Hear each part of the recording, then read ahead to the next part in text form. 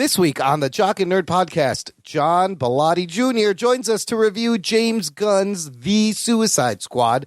Plus, we got teasers and release dates for new seasons of Cobra Kai, Stranger Things, and Doom Patrol.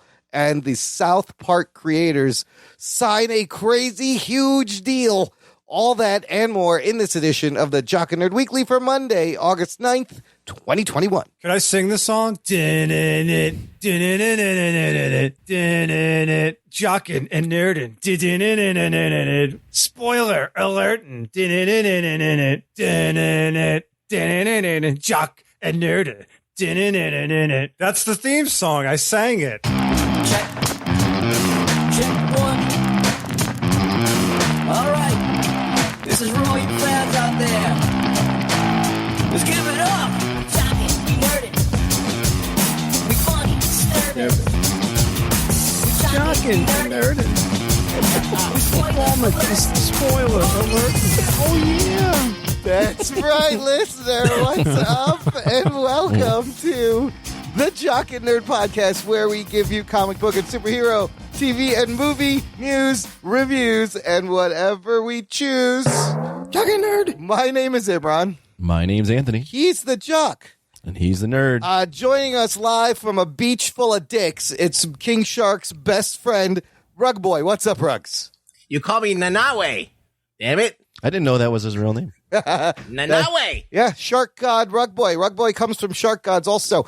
By the way, it's nice to be back. Oh. You're back. Hold on. I got one more introduction to do because also joining us, you heard him do a fantastic a cappella rendition of our theme song. It is talented illustrator and the admin of our Facebook group, Jock and Nerd Nation, John Bellotti Jr. What's up, buddy?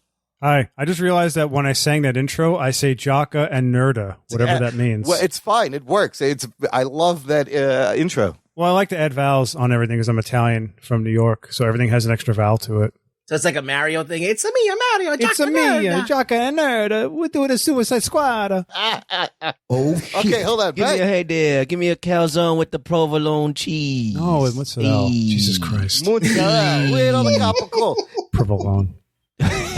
Hey, this guy over here from Chicago. Hey, give me your meatball and the tossed in the fettuccine. Hey, what the fuck is this And guy the talking tortellini. about? Jesus Christ, this guy over here. What? You want to do the whole podcast with like a New York accent? You can do that. Both you, Anthony, and Bellotti should do it in Anthony, in your best New York accent. Seriously, welcome back. Have you recovered from Lollapalooza? Everybody wants to know. Yeah. I think I'm... I like how you open with a cough. Nice. Get tested. Definitely get tested. I think... yep, I'm here. Okay, you're here. Physically. At least you remembered this week that we were doing a show. That was something. When you Explain yourself, messaged me- Anthony. Yes. Real quick, tell them the It story. was about 7:45 Central, and I'm sitting around, and I get a message. Hey, are you coming on the show today? I go, what? Oh no! I'm Jesus. sorry, guys. I totally forgot, and I didn't watch He-Man, so no, I'm not coming on. It was fun. I need to recover. He was in no condition to be off the show I did anyways. decide to talk to you guys after the Yes. show and explain what was going on with me at that time. But we I was appreciate in it. the I was in the midst of the recovery from a very strong bender. Yeah, I think that's the only way to describe it. Listen, you got to go out and live your life because none of us are. So we need you to go get stories. So thank you. That's I'm a lot out of there. pressure. When is the intervention, Emron? When are we going to the intervention? Well, we're going to have a Patreon. How old are you, Anthony, now? Are you past 35 yet? No, not yet. All right, then, Okay, yeah, well, you still got time. You got some time. Around 37, that's when we'll step in. You got some time. That's the internally with my friends that are all my age. We've all kind of come up with the idea that we have a year, maybe 2 years left of doing this before it gets kind of embarrassing. Jeez. Oh, yeah. So yeah, anything past 35 and we're still doing this, it's Oh, by the time you're 40, bad. you're going to be like married. You're going to be like every other asshole with like the nice suit, taking pictures with you and your family, some Chuck E. Cheese. I'm telling you, it's going to come. eating shitty pizza. Eating Nice. shitty pizza. Yeah. In the meantime, we're just going to progressively party hardier until you hit that that deadline there. So good luck with that. Oh, thank you. Yeah. I'm glad you guys are in my corner. Wouldn't wouldn't have a better team of men to have behind We my got back. you, bro, and I'm just Yeah, jealous. well, I'll show you all the ropes of having no lives. We Yes. know it. Until you get there, you're getting closer to our club, so I can't We'll wait. show you what it's like to come straight home after work. Yes, and do nothing and be Do tired. nothing. Yeah. We'll get you your first pair of Crocs. We'll all buy them with you and yes, and advise. It's a very important move. Okay, you bastards, let's talk about some geek news here. The Jock and Nerd Podcast.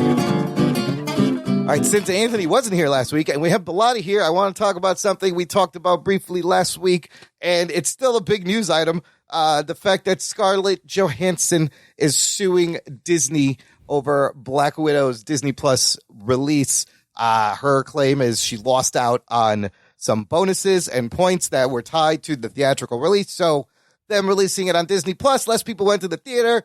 They cited $50 million. The response back and forth has been wild.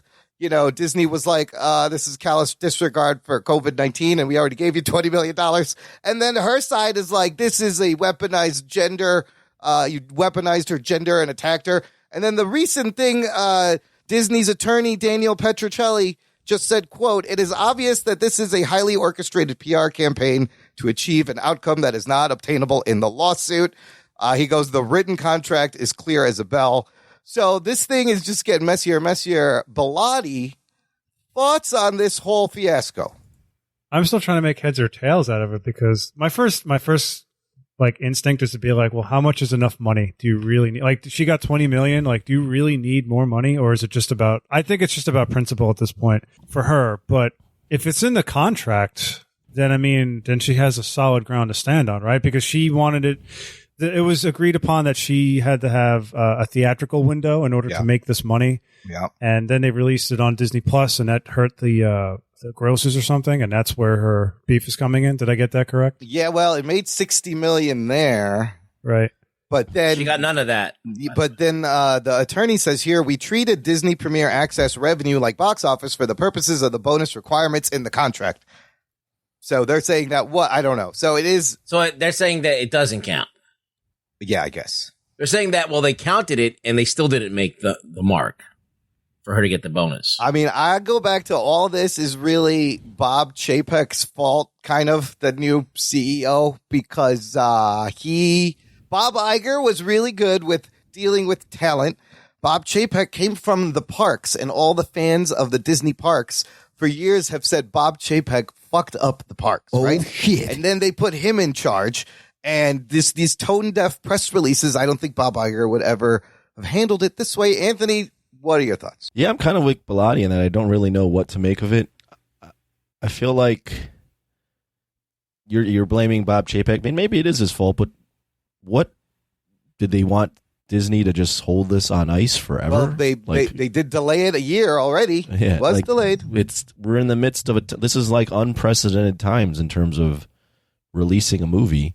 I feel like the window they released it in is way better than the window we have right now. Yeah. So like, So, you know, what are Scarlett we? Scarlett should probably cut her losses then, right? Yeah, and it's just fun. I just find it curious. She didn't say anything about this prior to the movie coming out. No, she did. You know, she did the promotion. But, you know, on one hand, I thought that was kind of a classy thing, not to make a fuss until after the movie comes out. But the timing of it is also interesting that it's done afterwards. Maybe. I mean, I feel like there's just a lot of fine print because Disney did release it in the movie theaters.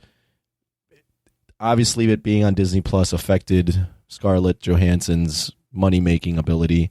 Who knows if she makes anything off of Disney Plus? I don't know what that even looks like. There's just a lot to unwind there. Good thing for Disney, though. Her character's dead, Well, so they don't got to deal with her anymore. Oh, shit. So that was my other question is, you know, moving forward. Ultimately, they'll probably settle out. Disney will probably write her check. But do you think this is a severed relationship that they won't work together again? Probably. No, never say never because James Gunn got fired and came back. Yes, that is true. James Gunn got fired. You can't The thing with the film business, and I can attest to this, is that like even if you burn your bridge, you just disappear for a while and you come Give it back. time. Yeah. Yeah, because look at DC, like all those, the whole Snyderverse was orchestrated by a bunch of people at Warner. That they're not even there anymore. Right. Yep. And I was reading today about, about, I mean, we'll get to Suicide Squad later, but the people that made the first Suicide Squad movie, that whole crew, like producers and executives, aren't even Warner Brothers anymore for the second movie. Yeah, it's crazy. It's like the whole new like crew is in there. There was huge turnover, and this is now like the Walter Hamada era of If there's money to be made, I'm sure they'll work together. On Money something. talks. I mean, even what's her face? The lady that's playing Natalie Portman. If I remember correctly, she wasn't very happy with Marvel for a bit. Yeah. With the use of her character. Now she's going to be the new Thor. Like, yeah. Oh yeah, that's right. She was absent, and now she's got a big role. And that was Bob Iger. So yeah, Iger. Well, actually, that might have been before Kevin Feige took over.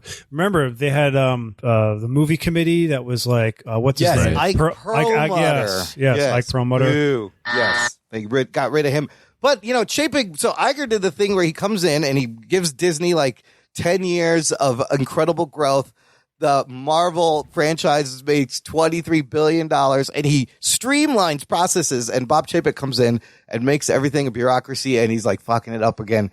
So it's just, I think it's a snowball effect of top down from Chapek not being the right guy to be in charge of this. But speaking of the MCU franchise and monies, another related report just came out from The Guardian about how much Marvel pays the writers and artists whose work is featured in an MCU film. The movies, again, have made an upwards of $24 billion. Marvel will pay the writers and artists a flat $5,000 fee, and they also get an invitation to the premiere of the movie that their work is featured in. Wow. Sounds like sloppy, John. That is some bullshit right there. Sounds like the going rate for anal. They're definitely getting up the ass. They're definitely Good getting anal it up the costs ass more. with no Vaseline there. Is that the article that you shared or somebody shared in Jock and Nerd Nation, the Facebook page? It might have been. Somebody shared an article, and I remember reading about what's his name? I think it's Ed Brubaker or Jim. Yes, no, Ed. Jim Star. No, it was he was in the article about Winter Soldier and Jim Yes. Starlin. Yes. And apparently the contract that Disney has is open for not interpretation, but it's open for, I don't know what the right word is, but it's allowed to be changed. Basically, Oh shit. that's what I read, and I think it was Starlin was complaining about Thanos and Yep. not being compensated. Yep. And he got this undisclosed settlement, and he's like, basically, the squeaky wheel gets the grease. If you And, bug them enough, yeah, apparently, like these artists, if they bug Marvel or DC enough, they can get paid for it, but just they so have they'll to go away. But they got it. Yeah. So the thing is, like the companies, they know it's a PR nightmare. From what I've been reading from all these artists, they know it just looks like it's just a basic PR nightmare. It just doesn't look good on the companies. So they're more inclined to pay these people if people make a big stink out of it. And I just think a lot of artists aren't saying anything, and now they're starting to speak up, and now they're starting to get a little money for it, which is good. They should. How much would be a better bonus for them using your story? How much? Like a back end? I think you take points off what the box office makes. Yes, absolutely. Well, You should- I would do box office and streaming, whatever it's going to go on. now and streaming, and then that's You guys are so generous. what would you do, Anthony, in this if you were in charge? I don't know. I mean, yeah, I think they should. Obviously, they should get more. More than five. I think that $5,000. I think the standard writing fee for like a script is something like 30 or 40 grand. So wow. They should at least get like a portion of that. I would say 30 grand or something like that would be at least something. And You could be royalties. Like every time Yeah. the movie's played, just get like some money from that. That would also be nice. couple Royalties. pennies or something. Just leave a few cents. It adds up if it get played. Yeah, played that's enough. No, it does. Yeah, I don't know. I think obviously Marvel, any business is not they're not in the charity business, so they're gonna give you enough just to make it enough. They're not, until enough people care about this and make up enough of a stink that they should get more, then this is what they're gonna get. No one advocates for there's not enough people advocating for this stuff and actually caring For the enough that creators. This will Yeah. Well, you know it's not why? gonna change. You know why? Most of these contracts. I mean, I don't I haven't worked for the big two, but from what I understand, they're all work for hire contracts. That's what I was going to say. Generally, and especially the old ones, they're all work for hire, meaning whatever you create for them, they own. They own it. But Right. along with the streaming and this, like these contracts need to be updated. They That's need to be why changed. Image was created, because they were getting fucked so bad. Yeah. Somebody just left Marvel this week. A big name left to work for a creator-owned company because Marvel was screwing him, and this is how Marvel has lost all of their talent. Really, Comics And are comics. Yeah, comics are done anyway. over. It's not a place that you want to work. It's not. No. It's not where you go for a future. Yeah, and also like you mentioned, a lot of these stories were made, some of them are really old. Those guys didn't even know that those stories were going to make it to movies. and No, stuff. there's no way back then to. And they weren't negotiating with that in mind. They probably weren't even negotiating at all. They were probably just like, "Oh, I'd love to write a story about Captain America. Like that's a dream come true." When you wrote a Spider-Man or X-Men story, I'll in the- take in the anything. Yeah. Yeah, but like when you're writing these stories in the 80s or 90s, you never thought it'd be like this. No, there's no way to.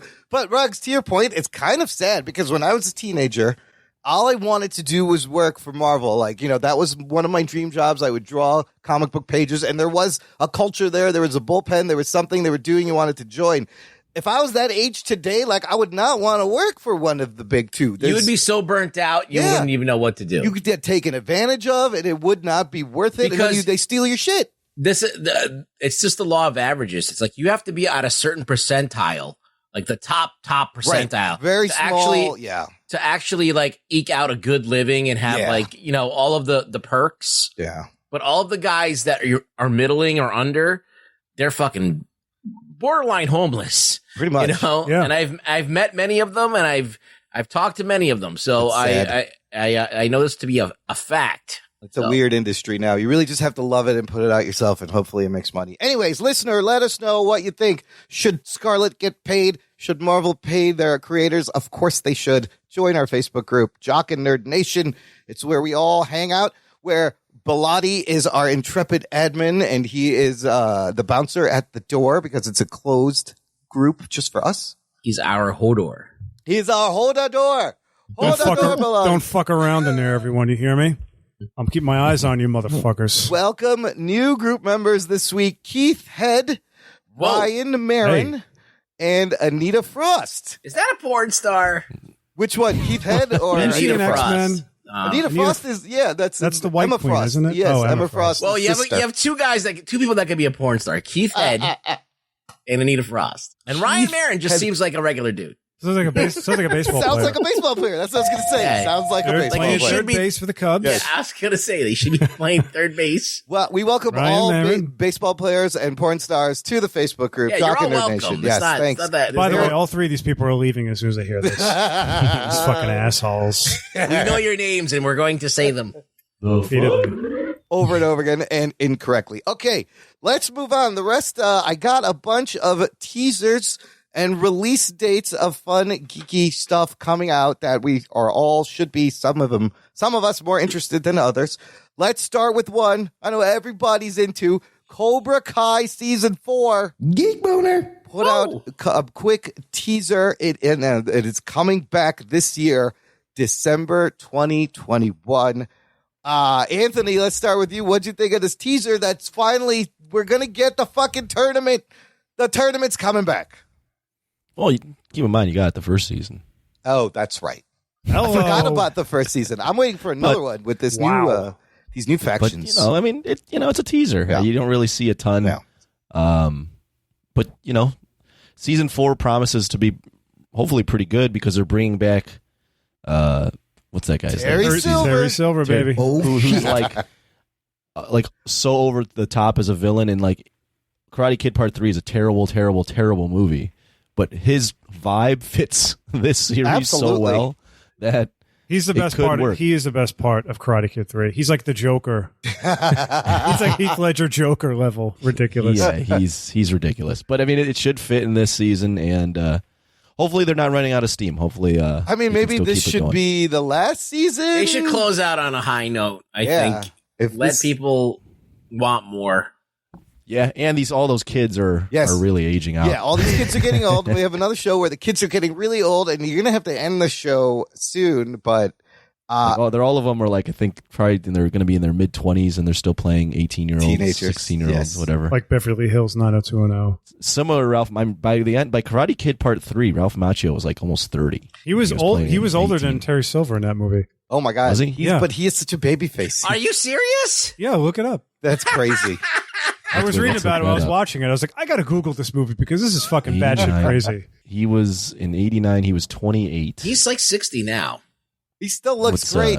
They both still look really good. Yeah. Johnny Lawrence looks yeah, amazing. he was He was older, right? He was like He was 30. older he than was like Terry 30. Silver. Oh he was my he was like God. what? Oh shit. How Terry old- Silver was 27 and Terry Silver was a year younger than him. Wow. Yeah.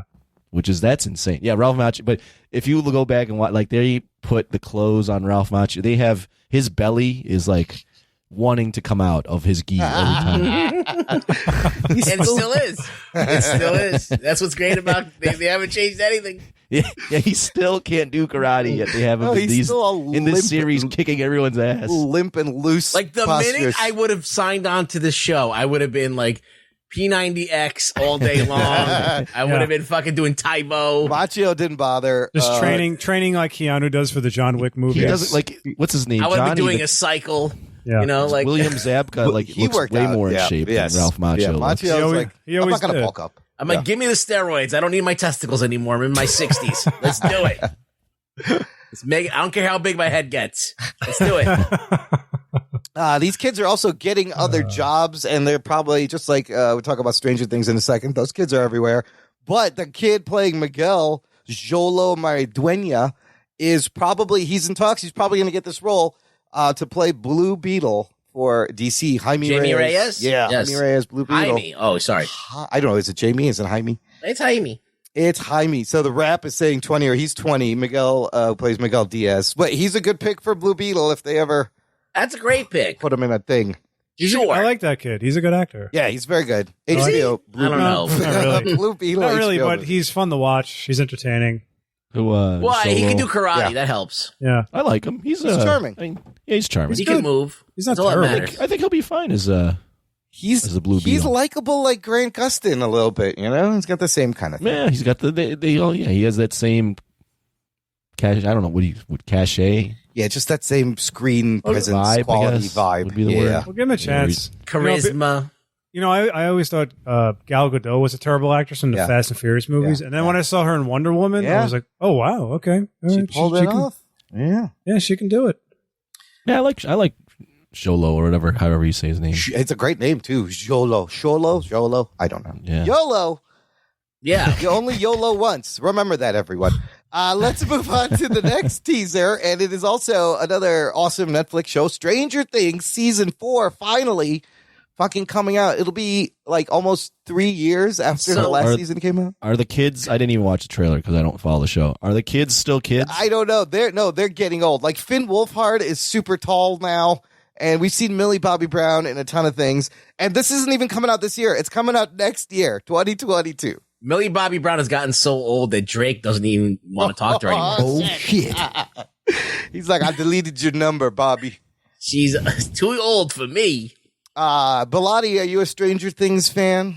I am, yes. Yeah, you caught up. I forget what happened at the end of this last season.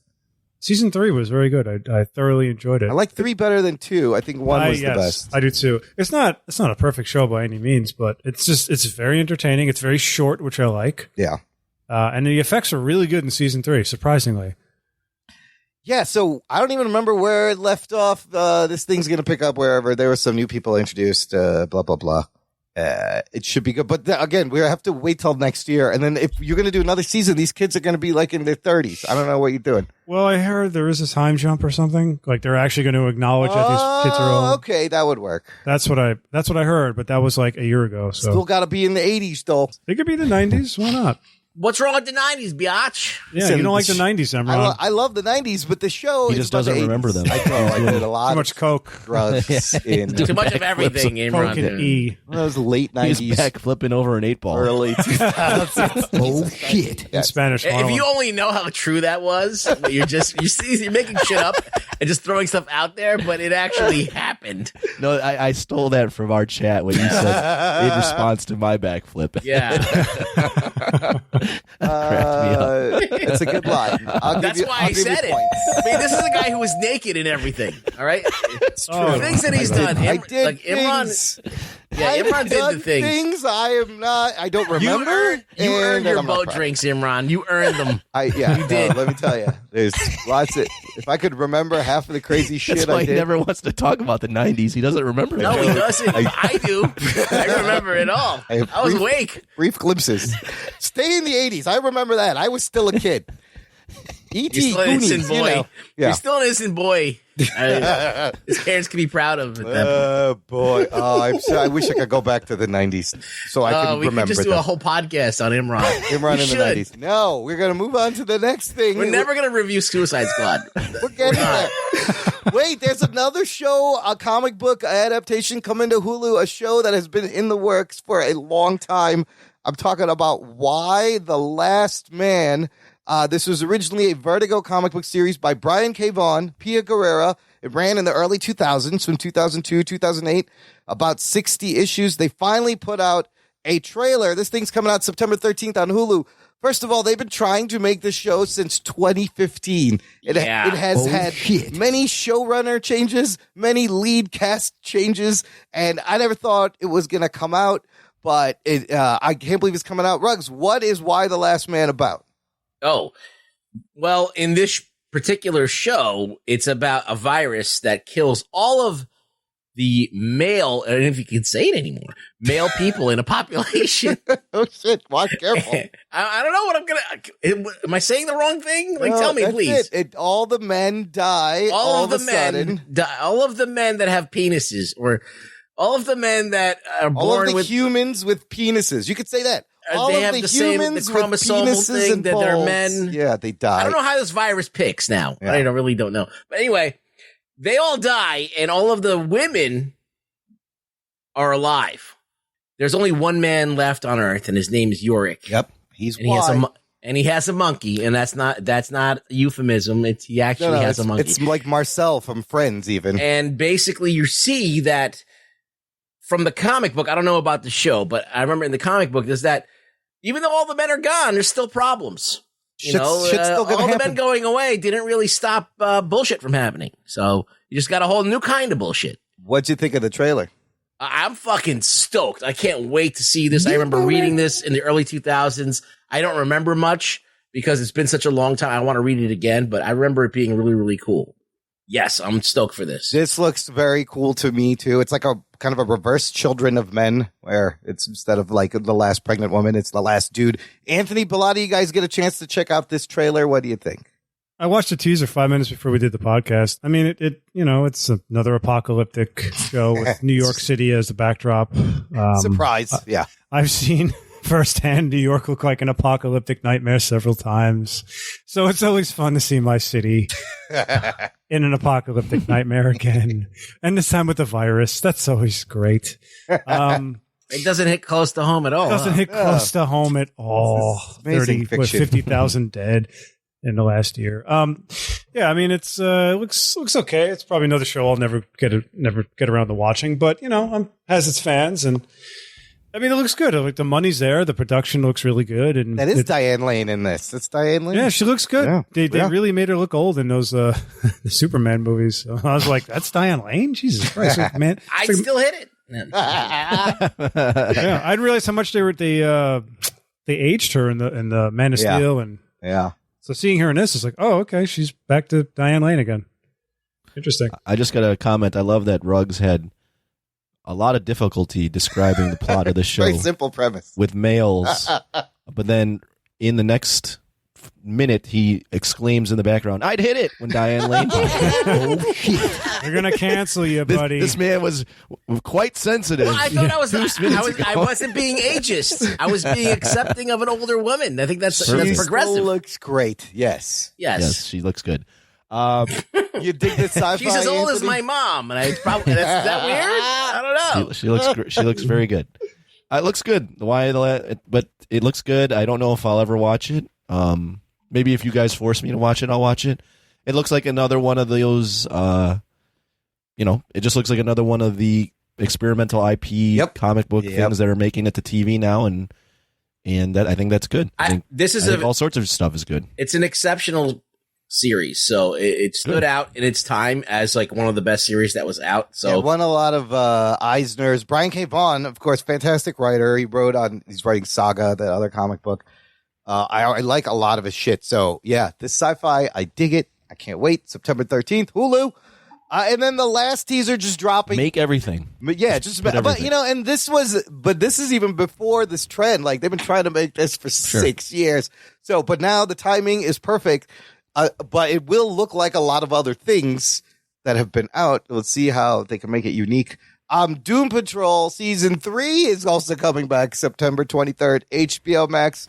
One of the fucking weirdest, trippiest, batshit crazy DC shows I've ever seen. How do you describe this to people who have not watched it yet to get them on board? Oh, God. It is like this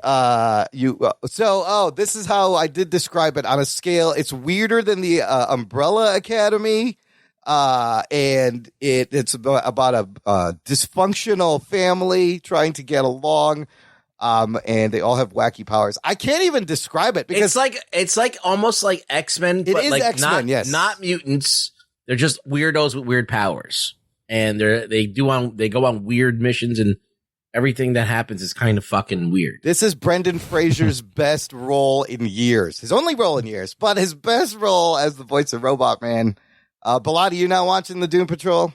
No, the only thing I know about Doom Patrol, didn't they predate the X-Men by a few years or something? They came out at the same time. But it's a similar sort of premise, yes, right? Like a guy dude in a wheelchair. Yep, exactly. Has a team of weirdos, and they go on. Okay. So it is a wacky X-Men on the DC side. They literally came out at the same time. Like X-Men did it better, but DC, I think, did it first. I don't know. Isn't that the official logo from Marvel? The slogan is DC did it first, Marvel does it better. Marvel did it better, yeah. Yeah, that's the official slogan. But to Doom Patrol's credit, it's its own thing. It's very weird. It's like it was in the Vertigo line. So it does separate itself from X-Men. You forget about X-Men. And Cyborg is in this. It's very good. When you're trying to explain it, yes, you have to say X-Men makes more sense. Like these are mutants. Yeah. Everybody doesn't like them because they're the newest version of man, and there's a lot of blah, blah, blah. There's a lot of hate, and he's trying to formulate this team to do good things, to make mutants look good. And it's very easy to explain. You can't explain this show. It's hard. I just said weird 3 times. It's fucking, because that's all the only word that could fit. For example, there is a character on the show. It's a sentient street named Danny. He's a street, and he like communicates to you via signs and things in the street. Like it's street. That's how weird this show is. I don't know how else to explain it. I mean, I remember it's definitely a show that I one day might watch, because I remember watching that first episode and going, "This is weird, but this is also so different and so intriguing." Yeah. I just never got around to it. And I did watch this trailer, and it still feels exactly the same. This trailer is insane. Like, I don't even know what's happening. I watched the show. The trailer is so trippy and fun, but the characters have so much heart. You end up loving a lot of them, and great performances and good production. So check it out. Also, check out our TeePublic shop, listener. If you want to get a T-shirt with our logo or with Rug Boy's face on your chest, go to jockandnerd.com/shop. We have a lot of fun tank tops and tote bags and summer things with the old logo, the new logo. There's always sales. Buy it, support us, wear it, take a photo. Yeah, I like to see you in a shirt with me on it. I want to see people in shirts with Rug Boy. Okay, the last thing, you guys, I wanted to bring up in the news. Have you heard of the South Park deal? South Park fans going to be very happy. I did. Because this week, South Park inked a deal with Viacom. They've extended the show through 2027. Jesus! Trey Parker, and the show's been on for like 27 years. So it's going through 2027. Trey Parker and Matt Stone will make 14 new movies exclusively for Paramount Plus, 2 a year, beginning this year. The deal reportedly worth $900 million. Oh, shit. The fuck? They're billionaires now. They're easily billionaires because last year, HBO Max paid them $500 million for the streaming rights to South Park. So they made that $500 million. These guys still have ownership stake in the show, in the company that makes the show. So if they sell this company, they're worth easily $1 to $2 billion. They could just be dicks now. They could just do whatever they want. They literally have money to wipe their ass with. Looks like they got a little better deal than the Marvel creators, huh? It's better than $5,000. That's for fucking sure. Wow. Yeah, right. Are they worth that much money? That 14 movies? 14? Are these South Park movies or just movies in general? Or movies by them. But 2 every year is insane. For 7 years, yeah. For 7 years. So Paramount Plus. South Park movies? 14? I don't know if they mean they've only. Here's the thing: they've made one South Park movie, and that was 20 years ago. They can make fucking 14. I don't know if I'm reading that correctly, or if it's like 14 movies that these guys will like create that just like whatever they want. But instead of the show, wait, hold on. No, including they still have to keep making the show through season 30. That show is that popular that it deserves almost $1 billion. It's IP and it's IP catalog that is what's worth money these days. South Park continues because I don't watch South Park all that much ever. Yeah. But it continues to like amaze me how popular South Park really is. It's crazy. Well, where they went right is that they're very topical. They're very current. And because they can do a show in 8 days and turn it around. Yeah. And they can make fun of anything and they get away with it. And they fucking get away with it. Have you guys watched, not to change the subject, but Family Guy? Yeah. My wife, we'll put that on. I can't believe the shit they get away with, and it's fucking hilarious. They're still making new Family Guys? We put on like the reruns, and I'm like, how did like nobody go after this show? Yeah. Family Guy, I would. It was one of those shows I'd audibly laugh out loud. Oh, it's so funny, but some comedies are bulletproof. Some comedies are comedy in general gives you so much license to do whatever you want.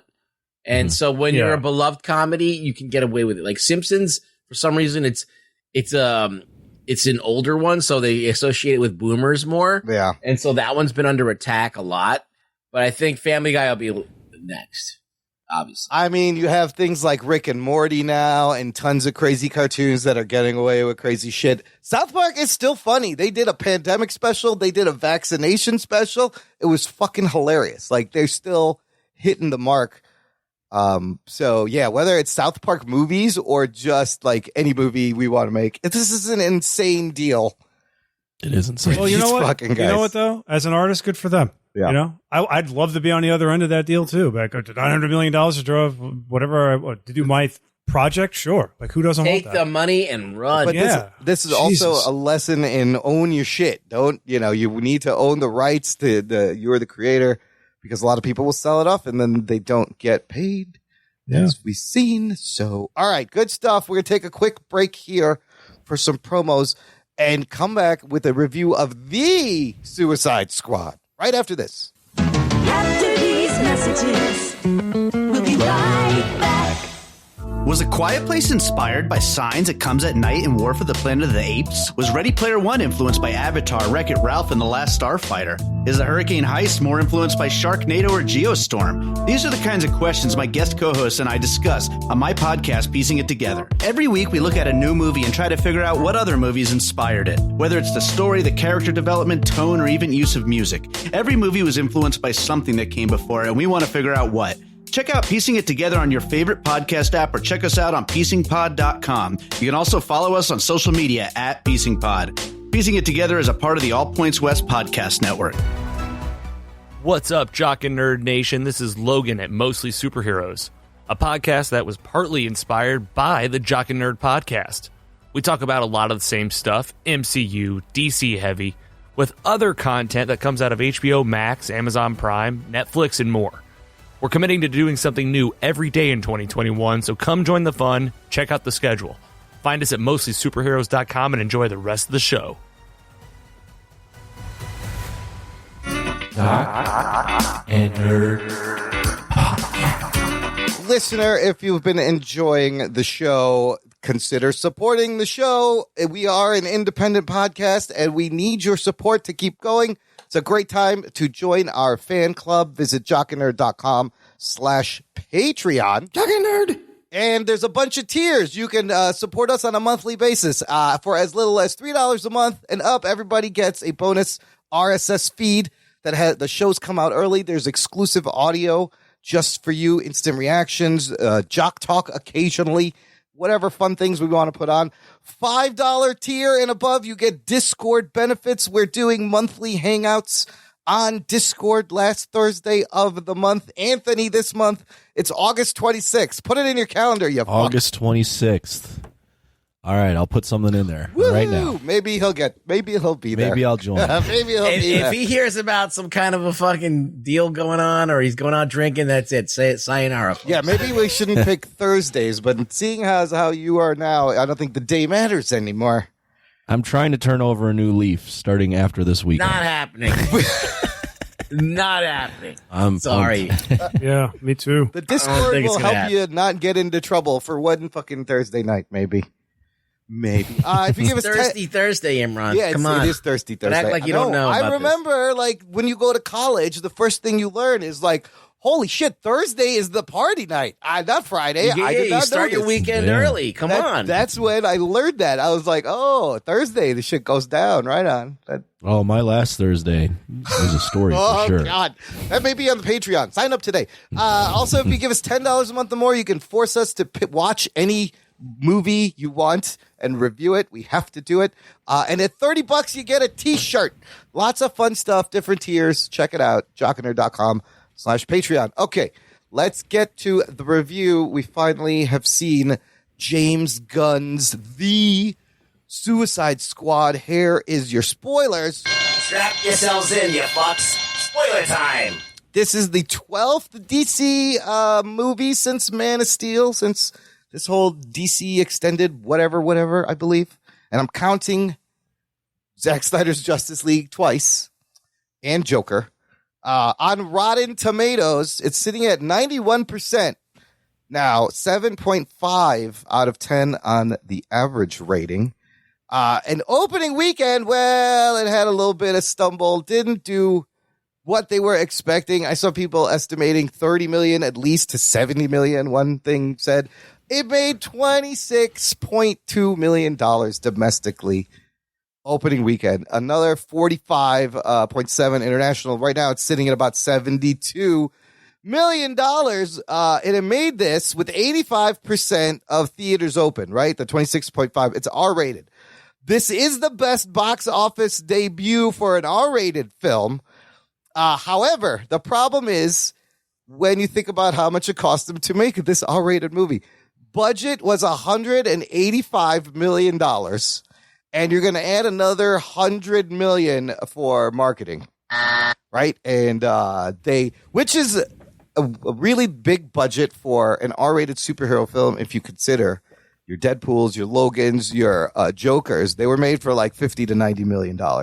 Joker goes on to make $1 billion. Now, there's a bunch of reasons this underperformed. How much did Deadpool 2 make opening weekend? Oh, that's a good question. They spent more money on that one. They did. Somebody looked that up. Because this is such a unique situation. This is a very unique. Variant. Yes, there's a lot of things happening. It is also on HBO Max simultaneous HBO release. There's the Delta variant. Now, Wonder Woman opened in last December in these situations. It made $16.7 million. Deadpool 2, $125 million. Oh, opening box opening office? weekend. Yep. And it cost $110 to make, right? Yep. They made a lot of money. $786 worldwide overall. So the original Suicide Squad 2016, back in the before times, the old days, back that opened to $133 million and goes on to make $746 million globally. Oh shit! For some reason, that shitty movie made almost $800 million. So, I mean, I think you can see why they were disappointed, but also kind of see why this happened. It's R-rated. There aren't really, like, you don't have your Will Smith in this. There's no big name, I guess. I don't know. I was surprised it only made that much. This is James Gunn's fifth movie, written and directed by the James Gunn. And here's your cast. A huge fucking crazy cast. Margot Robbie as Harley Quinn. Idris Elba, Bloodsport. John Cena, Peacemaker. Joel Kinnaman as Rick Flag. Michael Rooker as Savant. Viola Davis returning as Amanda Waller. Nathan Fillion as TDK. Jai Courtney returning as Captain Boomerang. Flula Borg as Javelin. Pete Davidson, Blackguard. Mei Ling Ning as Mongol. Sean Gunn playing Weasel. Steve Agee is in this, and then there's a bunch of other people. We'll talk about them. Crazy big cast. Anthony, Yeah. Do you have enough strength to give us a plot synopsis of what happens in The Suicide Squad? I can summon from the depths a little bit of pull from vitality for you. Suicide Squad, The Suicide Squad is a semi-sequel, maybe kind of I wouldn't even call it a reboot, maybe like just kind of a refresh of the brand that we saw from Suicide Squad, the other one 4 years ago, however long it was. This one is similar in that it's a team of other than Harley Quinn, D-list villains from the DC comic lore that are put together on team to infiltrate an island called Corto Maltese that has been taken over in a military coup, and they are on a mission to basically neutralize the science experiment that they have going on over there. And there's a lot of backstabbing, betrayal, cover-up, all sorts of things that you would kind of expect from a Suicide Squad movie that is based off the comics. That is what happens. I left out some really important names because you have Daniela Melchior as Ratcatcher 2. You have David Dastmalchian as Polka Dot Man. And then Sylvester Stallone voicing King Shark, which... Geek Boner! That's inspired casting right there. Nanawe. And Peter Capaldi as the Thinker we meet later on. Bellotti, you're our guest. Why don't you start? Give us your opening thoughts going into this movie. What'd you think when it was over? I fucking loved it, to quote Tony. Hold on. Is that a yes? Is that a? I fucking Yes. loved it. There we go. I fucking loved it. I don't have quite the energy that you did when you said that quote. In that moment, yeah. Well, in that moment, I meant it.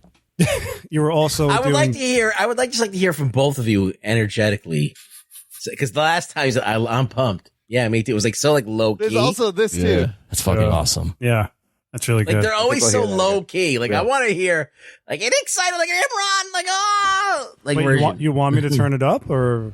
Yeah, I want you to both. I want to have a new sound drop. And it ruins the dynamic of the show. All right, give me a minute. Okay. All right, let me just. So let me tell you about this movie. I fucking loved it. I cannot get over. It was epic. It had pathos. It had heart. It had lovable characters. I fucking laughed my ass off. The fucking effects. I fucking loved it. It was so good. OMG. I wish they made more of these movies. It's fucking heartbreaking that they pulled a Bumblebee. Bumblebee was an awesome movie, right? Right? Yeah. Because it was the 10th Transformer movie? Because it had John Cena in it. That's why. It had John Cena in it. It also had John Cena, yes. Do you see a connection? It's all about John Cena, right? So anyway, hold on. I'm not done. I still got to go. So anyway, where was I? Bumblebee? Bumblebee, yes. So Bumblebee was awesome, right? And it took him 5 movies to get to that point. But by that point, you don't care because you're so burnt out on Transformers because it's just been sucking for 4 movies. This movie, the same exact thing. I was this movie was awesome. Holy shit, I want to see more. This is the DCEU that should have been on screen. And guess what? Exactly. I think Rug Boy last week said that I would have a penis hard as onyx for this movie. And you know what? You're right, buddy. It was hard, like granite. Yeah, Granite. Granite you my called pants. it. You called Big, it. Wow. Big. Hard. It was like Guardians of the Galaxy 2 level epic of just the story just goes into all these places you don't think it's going to go. Characters are dying.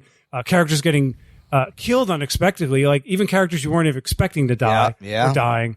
And characters had arcs, real heroic arcs that you don't really see. And let me tell you the other thing, okay? We had how many tentpole movies that came out this year, starting with Godzilla vs. Kong up to this movie? Yeah. They were all fucking garbage, and I was throwing in the towel on 2021 tentpole films because I'm a sucker for these movies, right? That's why we do. That's why you guys do this podcast, is because of these tentpole films for the most part, right? Yeah, that's why we're all here. Absolutely. And I was like, this really is the worst year in tentpole films. And then this movie came out, and I said, holy shit! You could still make a tentpole film and make a heartwarming, not heartwarming, but you can make a story with passion. And I just saw it as James Gunn just sort of saying, hey, I'm back. This is the kind of movie I can make. Yep. When you just take the shackles off. And it looked like he was waiting to make this movie his entire career. So, damn.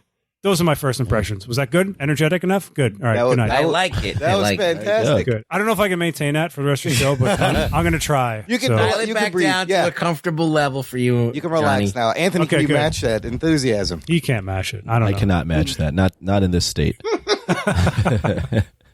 Even my laughs, I don't even sound like I'm really laughing.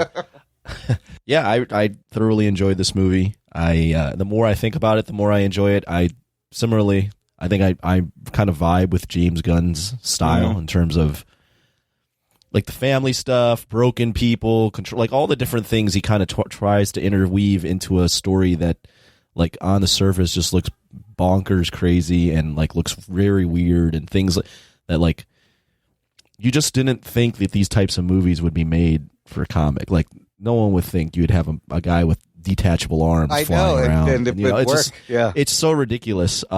It also helps that the Suicide Squad, and I would highly recommend if you hate watching things to watch the Cosmonaut Variety Hour. They did a recent release of worst movies that are terrible movies in comic book history, and they recapped Suicide Squad. I watched that, and I was like, oh my God, Suicide Squad is an awful, awful, awful, awful, awful movie. And it is trying to be what this movie is, which is like a James Gunn movie with the needle drops and all that stuff.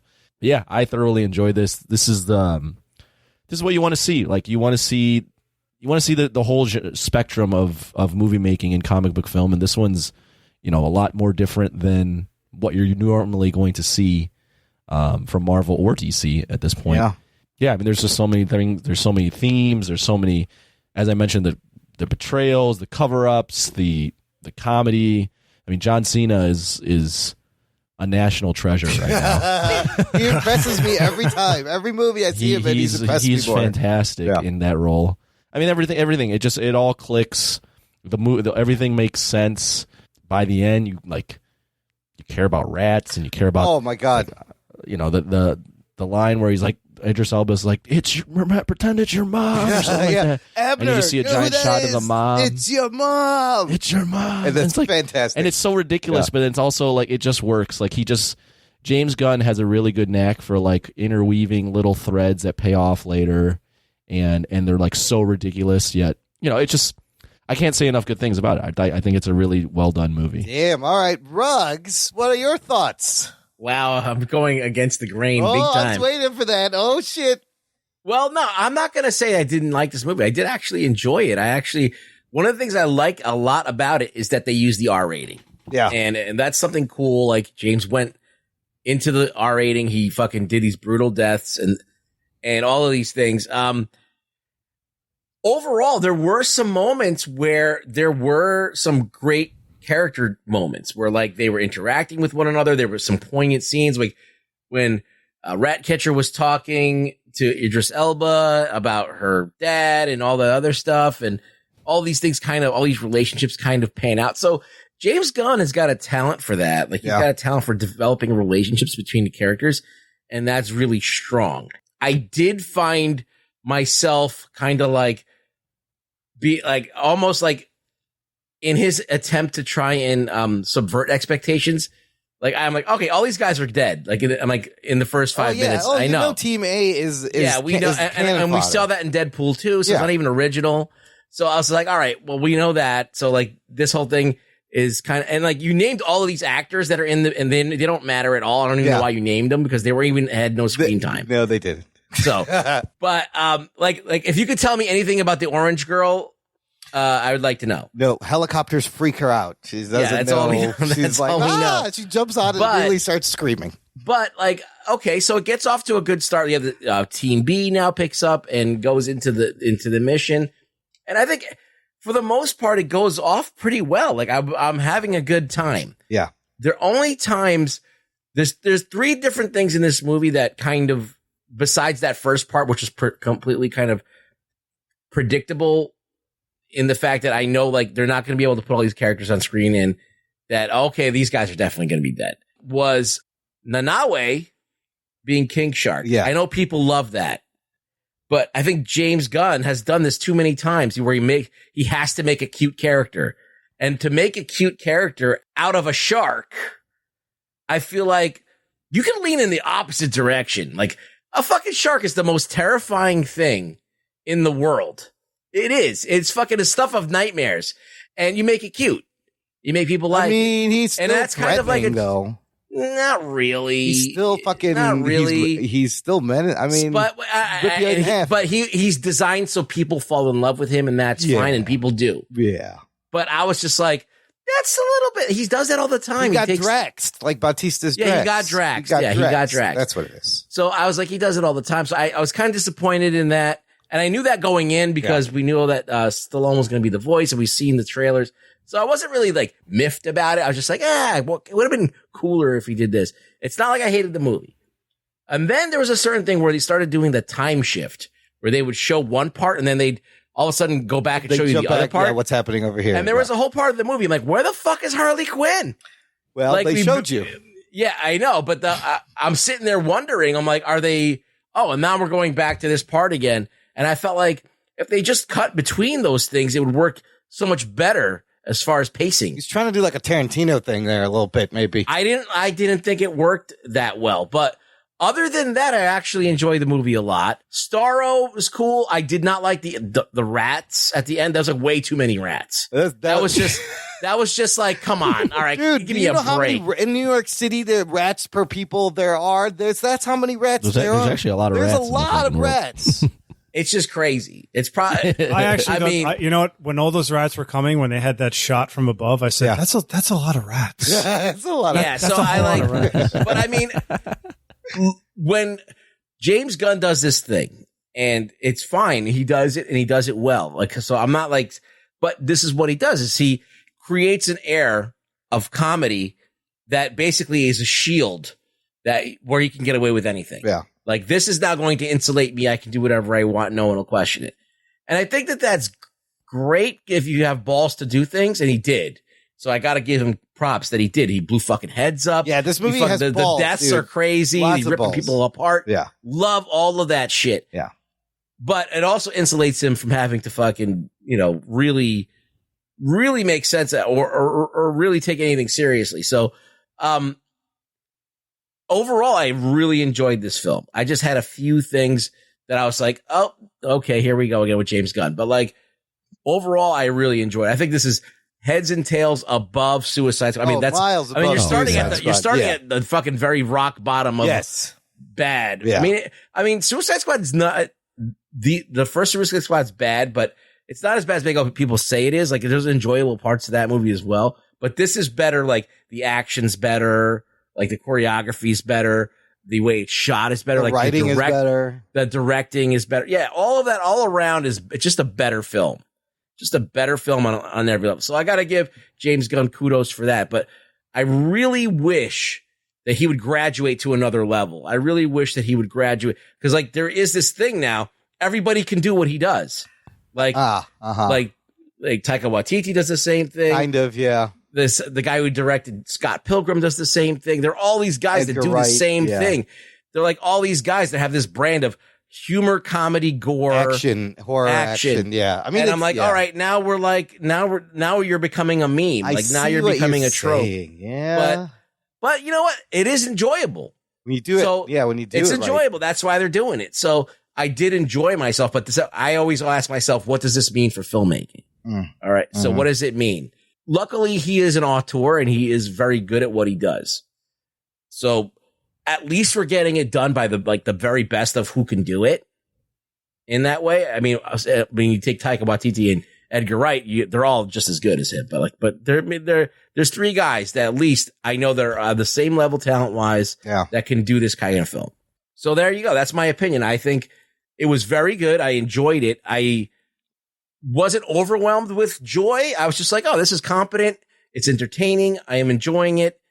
And, it's great. It's fun. You should check it out. Absolutely. I love this movie. I had a great time. Super entertaining. I got a chance to watch it twice. And it's because the R rating, it's something Marvel is not able to do right now. So, and he took advantage of that. They've had a string of like really good R-rated movies. If you think of Birds of Prey and Joker, this is what I want to see more from DC. But I love everything you guys said. It was fucking violent and fun, and the humor hits. I love how he elevated, same like he did in Guardians, obscure characters like Ratcatcher and Polka Dot Man, and gave them these great fucked up backstories, and you actually kind of care for them. And I would have thought Ratcatcher's power not very useful, but I was wrong.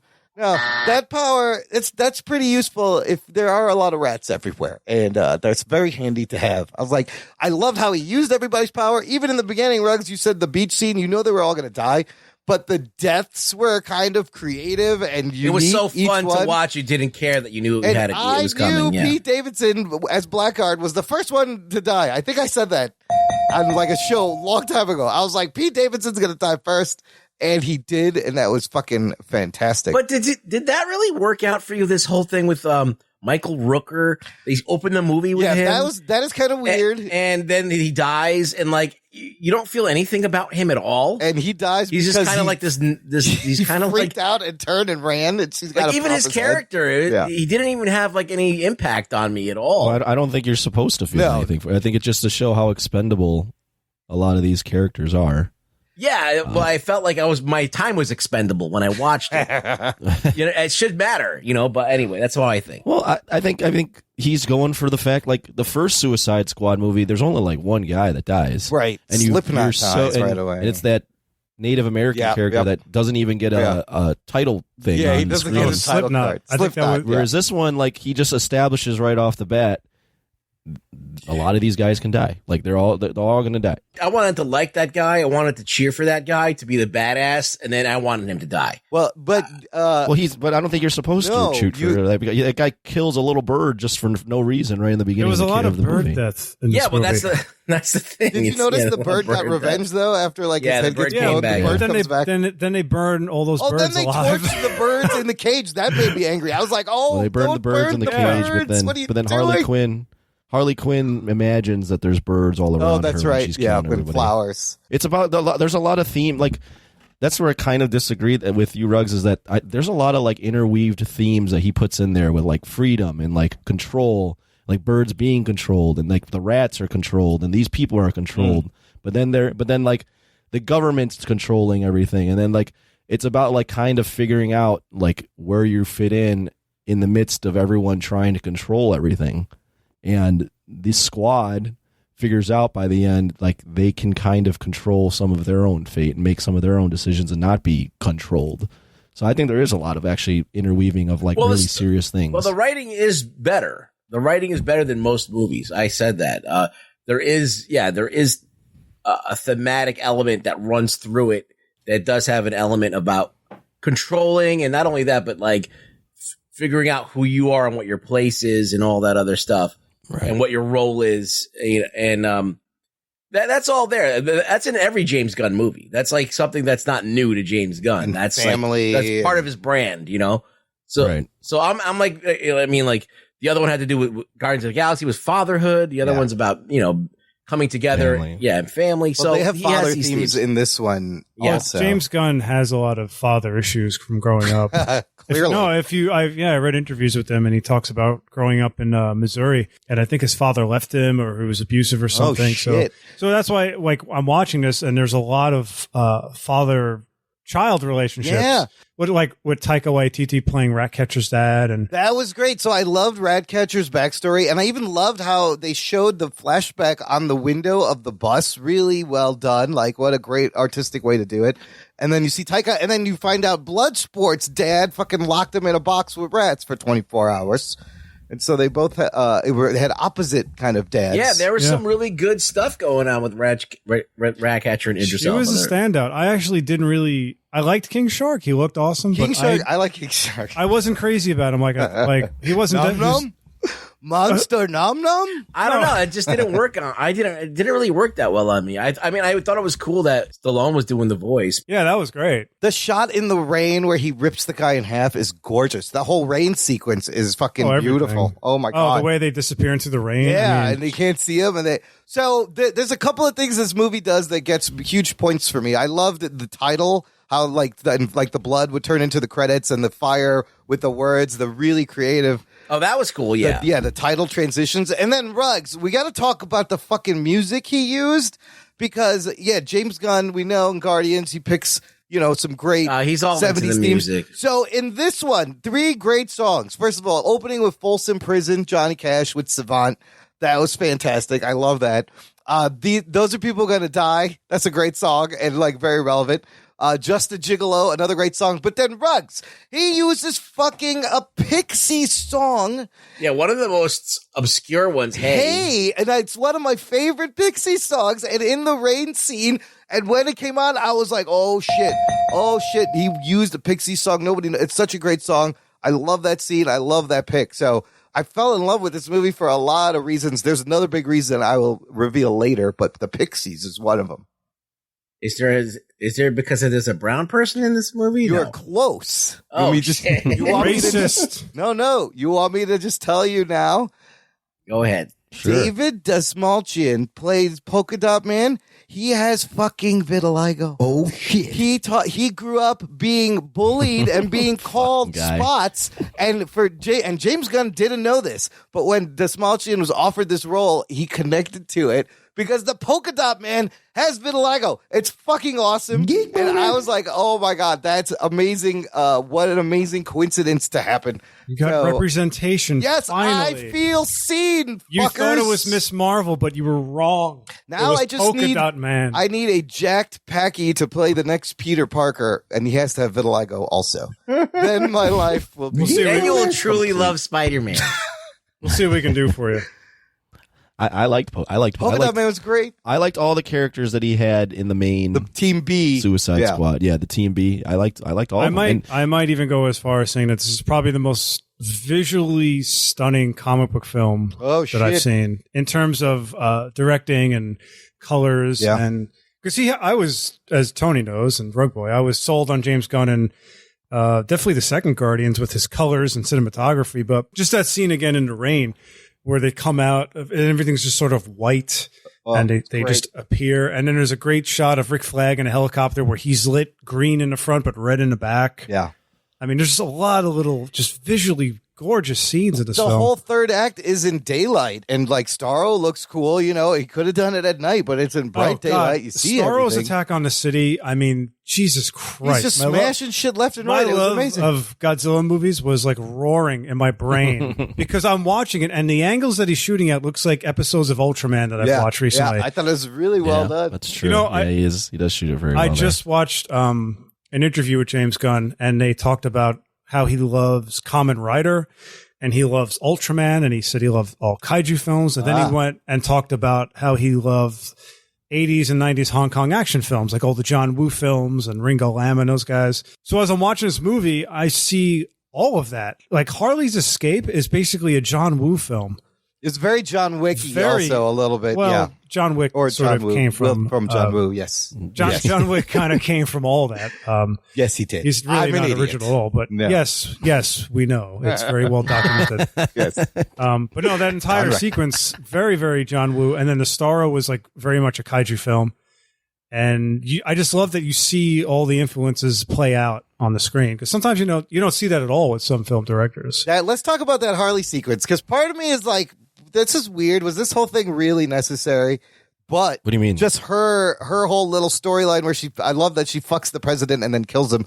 But that was kind of her closure from Joker. Yeah, it was more like a because again, in Suicide Squad and Joker, or her relationship with the Joker is so attached to him, and so like she just doesn't have a ton of agency. Where in this one, like she's clearly grown from that character, a terrible character really from that movie, into like something where you're like, oh, she's just not like, she's not a dumbass. Like she's gonna find something in the character, and even though it's like the most extreme thing you can do is just kill the guy, she's definitely evolved as a character. I mean, I see her point. I was going to say the same thing. This is the first time she didn't bother me. The only thing that bothers me about her is that she has a little bit of that. They make her character a little bit like Black Widow, right? Because she's a human and she could just fall through crumbling buildings and survive. And, like Black Widow, like when she ricochets off the rooftop. Yes. And lands like a cat. Oh my God, she bounced off down. 4 things and landed on her feet. Car accidents. I'll say that the reason, I mean, the fact that she's even in the Suicide Squad, the guy that I recommended earlier, Cosmonaut Variety Hour, points it out in the first film. He's like, yeah, Harley Quinn really has no use on the Suicide Squad. Like, you would never recruit that random girl. Like, she's not like deadly with weapons. She's not super like tactical. Yeah. She doesn't have any superpowers. She's just a good point. A popular character. Yeah. So to that end, she's always going to be a bad fit in the Suicide Squad because she has no purpose. But this one, they gave her the javelin. They gave her the purpose that she had to find, kind of, and she can they definitely launcher. Yeah, they definitely tried to weave her in much better than in the first one. They beefed up her characterization a lot more because she was just crazy. Her. She was just crazy with the baseball bat in the first film. Right. This one, what are you going to do? Yeah. She picked up guns. She fucking killed everybody. There's so many things to talk about. I want to kind of, just give me a second. I want to kind of compare it, like why this film works so much better than that the first one. That first film, first off, that first film tries to be a James Gunn movie. If you go back and watch that, I think they have, within the first 7 or 8 minutes, 7 or 8 original, or not original, licensed songs that they're trying to, and like, it's too much. It's like it's too much. Like, it's like sensory overload. They're trying to like cliched, make this songs. more. Yeah. Well, Anthony, I don't know if you have been following this, but David Ayer has been kind of vocal about. He wants the Ayer cut out. Yeah. But no, but I was really surprised by this. He said my cut didn't have any of those songs in it, basically. Oh. Yeah, I had no idea. I thought that was him, but that was the studio. There's a lot of stuff that came out. Like, he claims he made like a soulful drama. Yeah. And I think the studio looked at it, from what I've heard/read, the studio looked at that original film and went, "This movie's boring. We need to make this like James Gunn's type of movies." So then they completely hacked it up. But like this movie does a lot better job of establishing each of the characters. They kind of like give a fuck you to the first movie, right? Like, they kill Boomerang right away. He's kind of a holdover from that last movie. They just basically are like, forget about all that. This is going to be our Suicide Squad. And you still have like Viola Davis, who's like a freaking Academy Award winning actress. I thought she was fucking nuts in this, and she's even more cutthroat and fucking insane in this movie. She's cutthroat. I liked that this was all actually to protect the U.S. government. Like, they were the bad guy that was the U.S. That government. rang like super true because the U.S. does this shit all the time, where they're like propping up regimes and like doing Latin things American on different countries. countries. Do you know how many Latin American countries they've fucked with?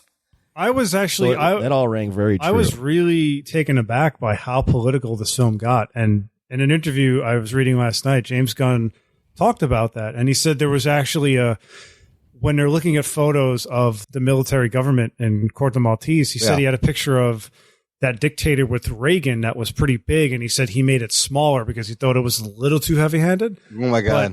But I like even Rick Flag's story arc, how he just wanted to expose it. And just a commentary on the U.S. government, I was like, this is a little heavier than normal comic book movies. Absolutely. This would not be done by Marvel. No, Marvel would find a way to touch sanitize it. No, because of China. Because they have to sell it to China, and that's sad. I mean, the furthest Marvel went was with Black Panther, where they kind of towed the line. Oh, yeah. But yeah, they wouldn't. Not right now. They wouldn't go this far. That's one of the things I like about this movie. It's a hard R. James Gunn got a lot of breathing room to do whatever he wanted, and you could see that it's more of a director's vision, and the story is a little bit more biting than the other stuff that's kind of like watered down, and it does have its edge, which that's what I love about this movie. But it's also super comic booky at the same time, and he just makes it work. Yes, it balances both very, very well, and that's the thing that you got with this film, because stylistically, I think it blows away like 90% of the Marvel films, even though Marvel has a better body of work. Yeah. But then you run the risk of, if you keep bringing all these directors in, then you get a David Ayer and you get Zack Snyder, and you got to bring the right people in. And if you don't, then you get Batman vs Superman or Justice League, or Wonder Woman 2. Well, these guys, the other thing is that these guys are not really superpowered beings. Like, the most superpowered guy is the Shark, and they barely use him. And so they don't really have this epic, like, Thanos gods clashing, spectacle going on. It's a lot more grounded. So I know James Gunn has done that in Guardians movies where he's had a little bit more grandiose shit. But this is basically like, a lot of these guys are just humans. Yeah. Yeah. with weird Pulling off mutations. this crazy ass shit. There was that scene at the end, well, not the end of during the climactic battle where Bloodsport is sort of starting to lead, right? Because he grows as a leader. Yeah. And as I'm watching this, I'm like, how are they going to fucking defeat this thing? And I was like, maybe something with Ratcatcher. I was kind of thinking the rats. No, they did it really well. And I think like Harley jumping in and cutting the eye open, and then they were able to jump in there. And that was such a weird thing too. I didn't expect her to just go into like a liquid and float there like it's a pool. It was really disturbing, and even the rats biting the veins and the blood filling up. I was like, "Oh my god!" That was happening? it was very disturbing, that whole sequence. But let me tell you, like when those, let me tell you this, guys. I don't know why I said that. Let me tell you this. I think that it would have been cooler if the rats didn't all come out and like crawl over and they would have just jumped into just one big stream of rats. Would have just. It'd be more believable if it was just one stream of rats going into the eyeball after Carly pierces it. Well, I had to crawl over them so that what's-his-name could get over his fear of rats a little bit, which was a nice also part of the story, and he finally pets Sebastian at the end. And I was like, oh, he likes rats. Did the movie hang on this guy's fear of rats? Does that really fucking matter? It does not matter in the least. Yeah. Ratcatcher made him see the rats. What else you want? There's so many things I want to talk about. There's a lot. There's the scene. For me, one of my favorite scenes. I have a lot of favorite scenes, but one of my favorites was Peacemaker and Bloodsport like trying to one up each other, killing everyone. Fantastic. Oh my God. And then you find out that those guys were going to be on their side. I was crying because when Peacemaker says, "I didn't see any soldiers, and I didn't see any freedom fighters." Did you? No, we didn't see any of them. That was great. That was funny. You're having like a dick swinging contest, and like just the way he chops the one dude up, and the creative kills. But like that's the thing is like Peacemaker is such a funny character, but then like he's also like very. Like he will do anything to protect the shield type character. Yeah, he's and then he's like, liberty. Oh wow, like he's like he'll do anything for freedom. Which like on paper he's like it sounds cheesy as hell, but then like you get to the point where they could expose the U.S. government, and he's we're not doing that. But she sent him to be that guy. Like this was a yes, of course, double she sent him, but he will take that mission. Yeah, no, he's so like dedicated to protecting the flag. Yeah. That he will do anything. Like he will cover up anything because the collective is better than anything getting exposed, which is like much more deep than you would have anticipated for that character who's earlier on he's in his fucking tighty whities. Why are you in your underwear? Just standing there. You're like, this is like that. I think that James Gunn does that really well. Like he takes ridiculous things, but then associates them or ties them to things that, when you think about it, are very serious, and he blends those things together, and you're like, I don't know how the hell that worked. Like John Cena wearing a toilet bowl on his head. Oh my god, in his tighty whities. All of a sudden now he's about to kill Ratcatcher, and you're like, oh my god, he's going to kill this girl in cold blood. You know, and it's just like I think he does a really good job of intertwining. And that was a great fucking scene when Bloodsport finally lands there, and then the callback to the I'll use smaller bullets. It was so ridiculous yet so epic, so like good. Him falling through the building, like leveling down to like, oh no, like this is now a boss level fight where they're like video game. In front of each other. And he looks so like, it was like a video. He looks so cool. I don't know that pose. So obviously there's a HBO Peacemaker spin-off show, and once he got killed, I was like, oh, it's gonna be a prequel. But then there is that post-credit scene where they are keeping him alive to save the fucking world. So they've talked about the show and how you're going to find out about Peacemaker's background and his relationship with his dad, where he came from. But I can't wait to see more. By the way, John Cena went on like all the late night talk shows in the Peacemaker outfit to promote the show like a maniac. You know, I'm starting to notice that he is to that character like Ryan Reynolds is to Deadpool. A little bit. Like he's perfect as this Peacemaker that he's made. Think about this. Like Peacemaker is an unknown character. No one fucking knows him from a hole in the wall. He can own this character. Absolutely. Like he can be, when you think of Peacemaker, you're only going to think of John Cena. This is his big break, I think. This is like what's going to really cement him, is this role. But how do you make a star out of a guy who's like a guy who kills for the government? For liberty. Well, how'd they make Deadpool a star? He's a mercenary with hamburger face that had anal sex. That's a good point. From his girlfriend gave him anal sex with a dildo. Quick aside. Not to take this too off topic, but do you guys like John Cena or The Rock better? Because those guys, I feel like I'm that's an sick of. easy I'm comparison. personally sick of The Rock. I'm ready for Cena. I think Batista's better than all of them. Really? Oh wow. Yeah, That's the third. Yeah, guy. that's the third I guy think now. he's better. I think he's done more varied work because The Rock is always The Rock, and Cena's kind He of is- just Cena. Yeah. But if you see Batista in Guardians and then Blade Runner 2049, I mean, it's like night and day. I saw him in that Stuber movie, and it was not that good. I didn't. I was not impressed. I'm on the Cena train. I think right now he's in Bumblebee. He's like more of a kind of a dick. In this one, he's like, as James Gunn kind of put it, like a douchey Captain America. What else was he in recently? I didn't see he that, was good in that Fast and Furious movie. No, he was terrible in that. The movie was just fucking awful. Well, I think that movie was just. It was just ridiculous, all. right? It was. I like all those stupid movies, and that was probably the worst one. Oh no, he was good in He's in Trainwreck. Trainwreck. He was in really Trainwreck. funny in You Trainwreck. didn't see the Marine? I did not. See Negative, No, sir. I think use him and you lean into his comedic whatever. I'd like Cena now, and I agree with you, Bellotti. I just seen too much of The Rock. Too much. Cena seems a little fresher, and he's every time I said he's fucking funny. He's impressed me. I'm like, oh my god, John Cena is fucking funny. But physically, like his fight scene with Rick Flag was one of the that was best I don't want to call it a superhero fight scene, but that was some of the best fight choreography I've seen in a long time. Yeah, they killed Rick Flag. I really like Joel Kinnaman as this Rick Flag. I was genuinely sad because I actually did like him in Suicide Squad. you know why? Because they 100% rehab that. In Suicide Squad, that character is so fucking milquetoast. Yeah, he's horrible, and this is a He's horrible completely in that different movie. version. And they completely rehabbed him into something that like you could actually root for. But by the end, you're like, him. holy shit, I don't want that guy to die because he actually has a moral compass and he's about to expose the U.S. And he had some good lines, and he's got some good humor. The bonding scene, I thought, also was kind of great. Like to see them hang out. Which one? When they were in the bar, when they were meeting Thinker. And they're all did you just getting drunk. see what's her name in Palm that Clemente scene? Yeah. from Guardians is in that scene. She's on stage right there up front. And then my favorite shot is when you see Polka Dot Man and he's dancing, and it's all his mom that he's grinding against. It's so fucking funny. Or when his mom is gigantic attacking the city. That's great. And he's like, when do you see your mom? He's like, everywhere. And everybody is his mom. So good. What do they call him? Norman Bates? Yes. It's like, let's go, Norman Bates.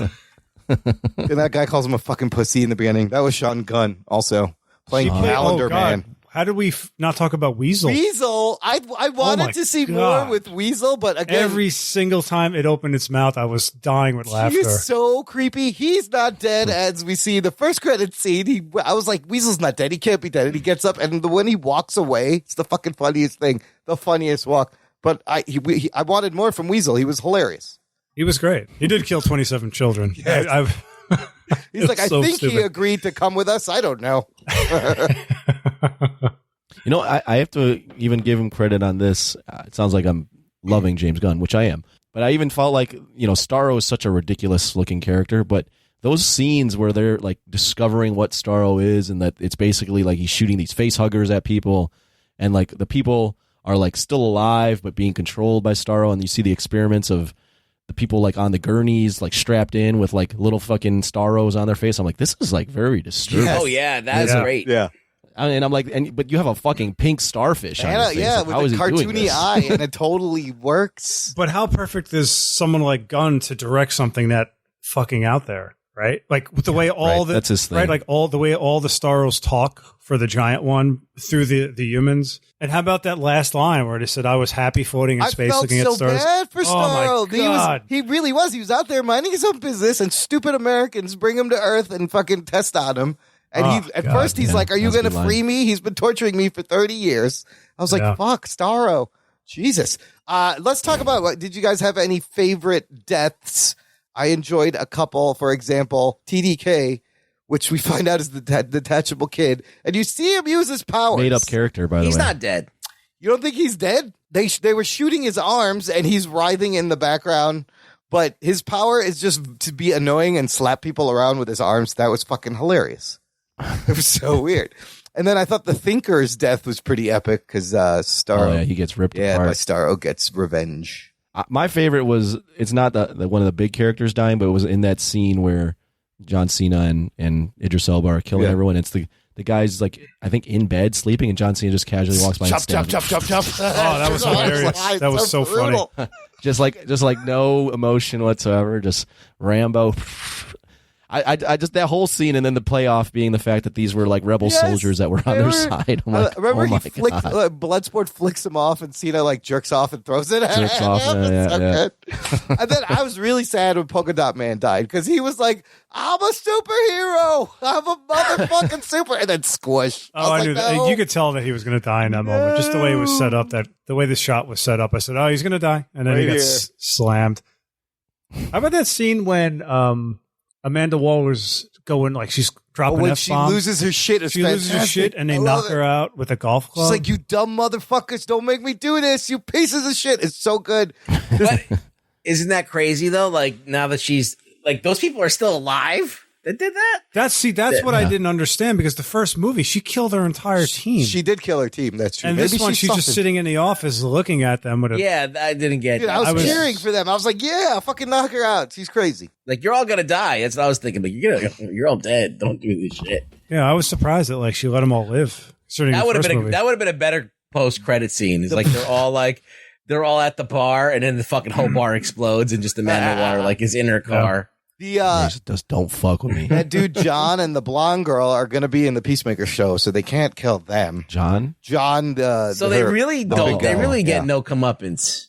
No, they get No. they- They say that her punishment is us having to deal with this asshole or something.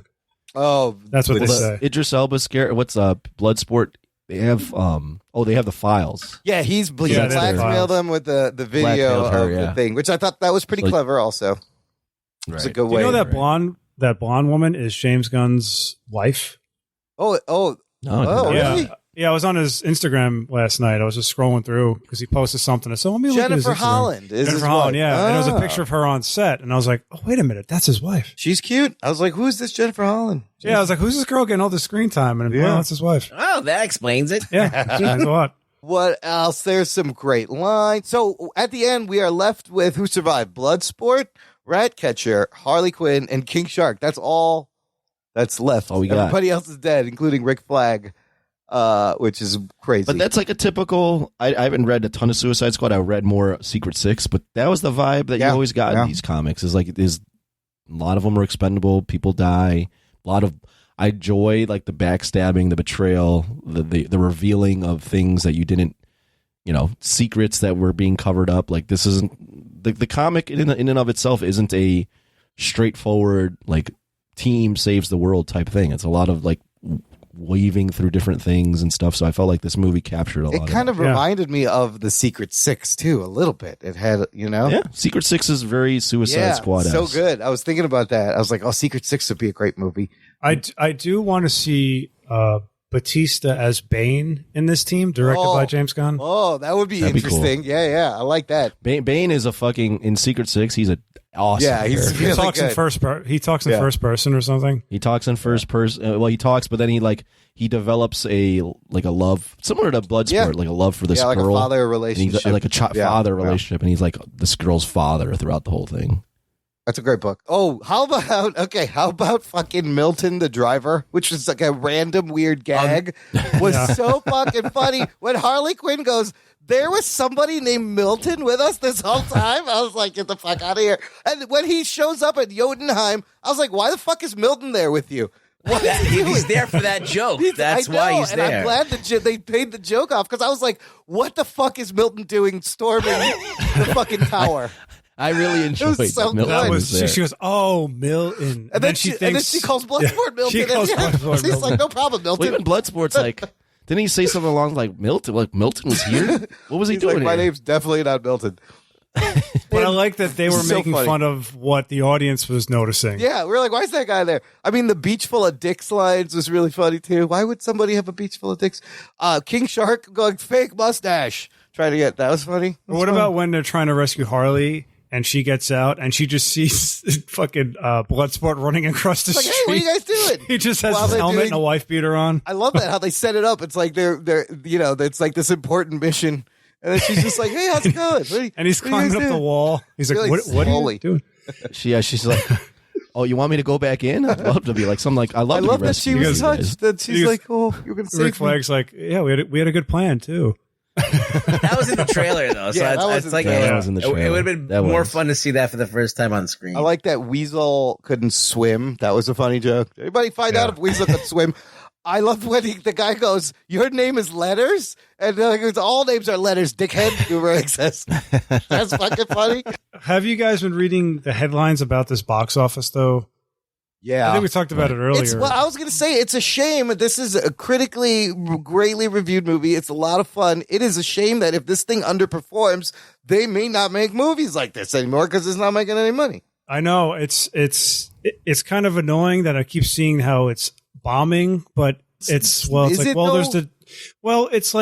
it's on streaming, and what they're doing is they're comparing it to like other movies that were released in theaters that did well, like Godzilla vs. Kong, Fast Furious, Black Widow. Right. But now like Delta is sort of surging, so I don't know. And it was also the other thing I read about this movie was that they didn't do enough to differentiate it because from the first movie, rather, because they didn't really say Suicide Squad 2. They didn't really say it was a sequel. All the actors in the movie are like, well, it's not like a sequel. It's more of like a redo. It's hard to explain. And I know I couldn't get a good read on if it was a reboot, if it's a sequel. Well, what would you call this? It's not If you have a sequel. shitty movie that comes out as your predecessor, what do you expect? Yeah. Like, granted, the first movie did a lot of money.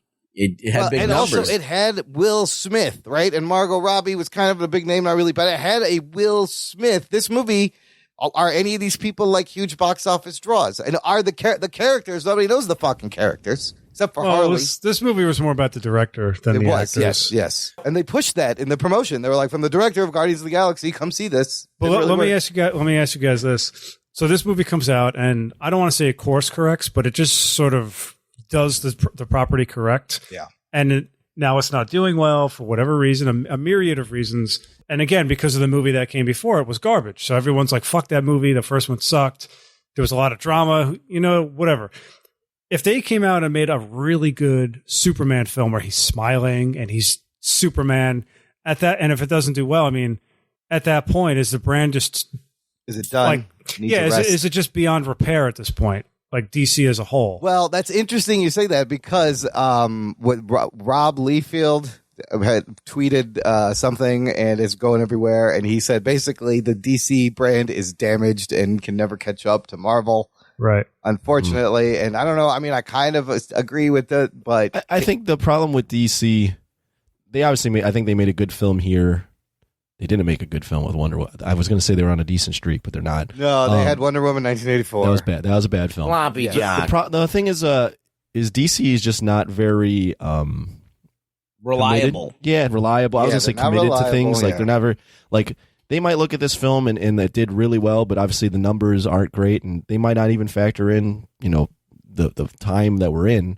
Right. And they might just pivot and not make movies like this anymore. That would be a shame. It's just they're very wishy-washy. They're like they're just not committed to a certain idea of what's going on. They're knee-jerk reactionary all the time. And at the end of the day, the movies have to make money. So just not making that much money is not a good thing. But who knows how many people watched it streaming, right? Like, I didn't go to the theater. Did you? Yeah, did not. who saw this in the I don't know. theater? Any of us? I did not. Nobody. No. So there's 4 tickets right there.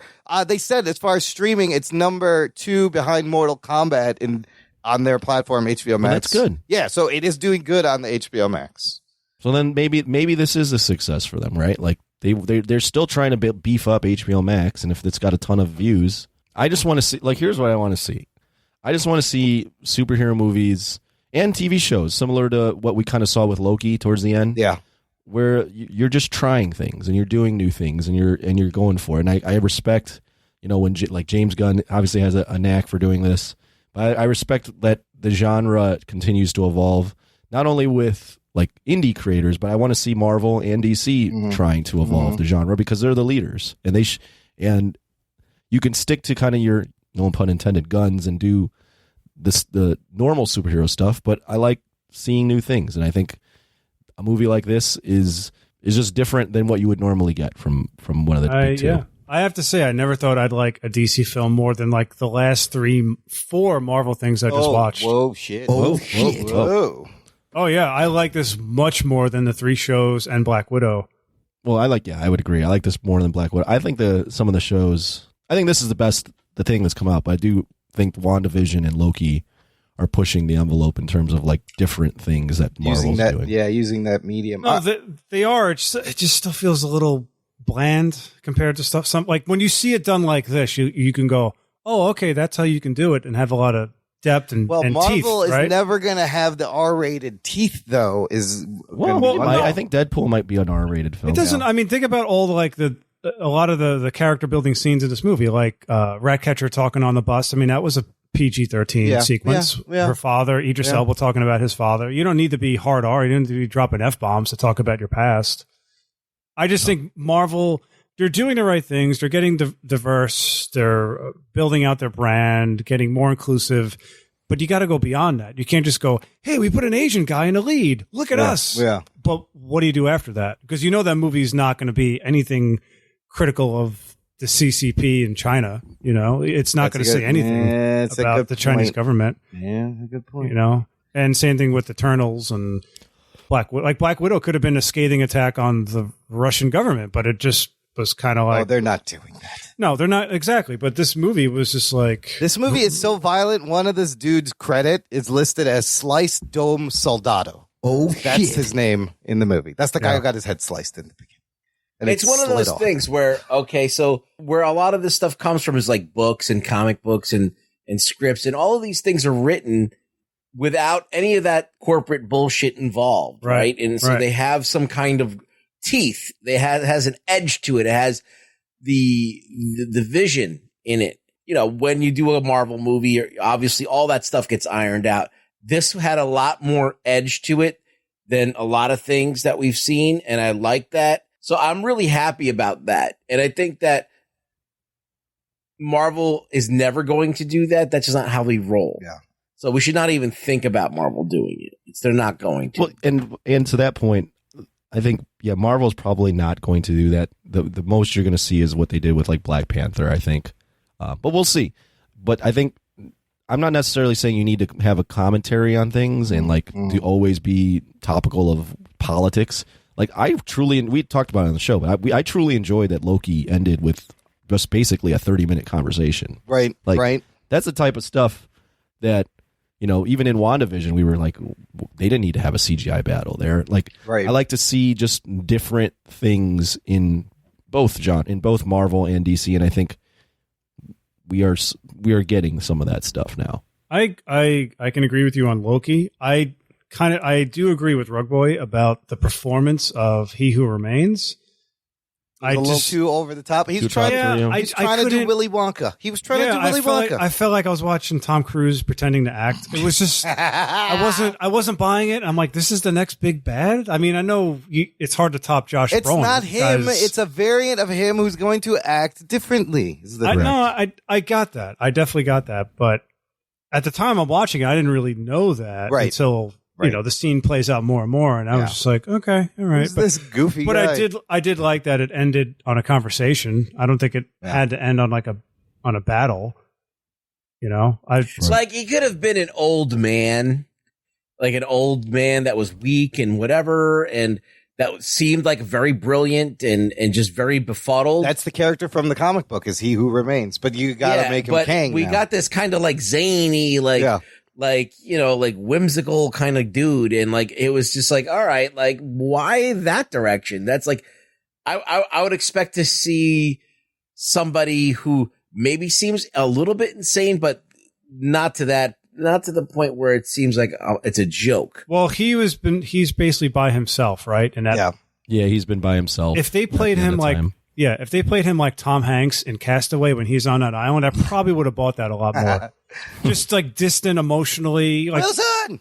Come on, like when you guys are stuck at home by yourself, you would be like, you get a little weird. You do get a little fucking weird. Well, he was weird though. He was kind of weird, but it was a little too. I see what you're saying. It was. I liked the performance, so I can't bash it. I like Jonathan the Loki review. Yeah, it's like, that's in this fucking movie, you bastards. Okay, look, let's rate the movie with a number and rank it kind of about where you would put it. Real quick, here is the 12 movies the DC EU consists of, starting in order: Man of Steel, Batman vs. Superman, Suicide Squad, Wonder Woman, Justice League, Aquaman, Shazam, Joker, Birds of Prey, Wonder Woman 1984, Zack Snyder's Justice League, and The Suicide Squad. Bellotti, give me a number. Where would you put this? Oh, by far, it's number one. Oh, shit. Oh, shit. All right. By far.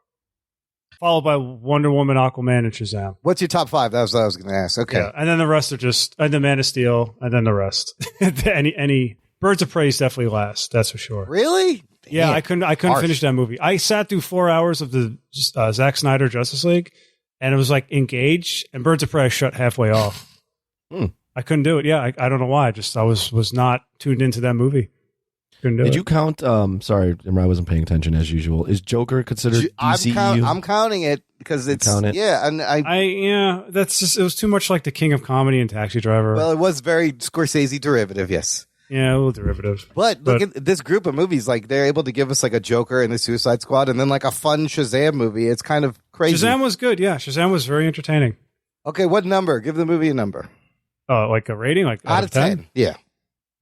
You know what? I'd give it a 10. Oh shit. Okay. Oh, I would. shit. Perfect score. I really, really love you this really movie. liked it. I really remember. Okay. I think I said this when I saw Guardians too. I said it was like it came at a time where we were like stressed out and dealing with our wedding, and I just needed something fun to watch. yeah, and yeah. And like I said, this movie came after a string of horrible tentpole films for 2021. And it's just like, I just saw Black Widow and it was awful. And it's like, okay, well, I just need something to cleanse the palate. I said, this is it. So it did the job for me. Bellotti is at a. I fucking loved it. Okay, Anthony. What about you, Anthony? I don't consider Joker part Okay. of the DCEU Okay. just because it's not. It has no relation to any of that stuff. Yeah. Like all these movies, even though they're now kind of trying to do their own thing, they still like have some relation to everything else. So I'm not going to factor Joker in. I Okay. think although I love Joker, I think Joker's a really good movie. I don't love Joker, but I think it's a really good movie. He's good. Joaquin is very Joaquin good. is very good. Yeah. Yeah, he's it the is very best part. derivative of Taxi Driver Yeah. and King of Comedy. I forgot about how derivative it was of those two movies. It's the same film. It's the same film. movie. Yeah. Yes, it is. It's the Literally. same film. Literally. I totally It forgot. is the same film. Yeah. Even the way he shot it is the same way. Yeah. But anyways, I'm going to put Suicide Squad as the best DCEU film they've made. Shit. Shit.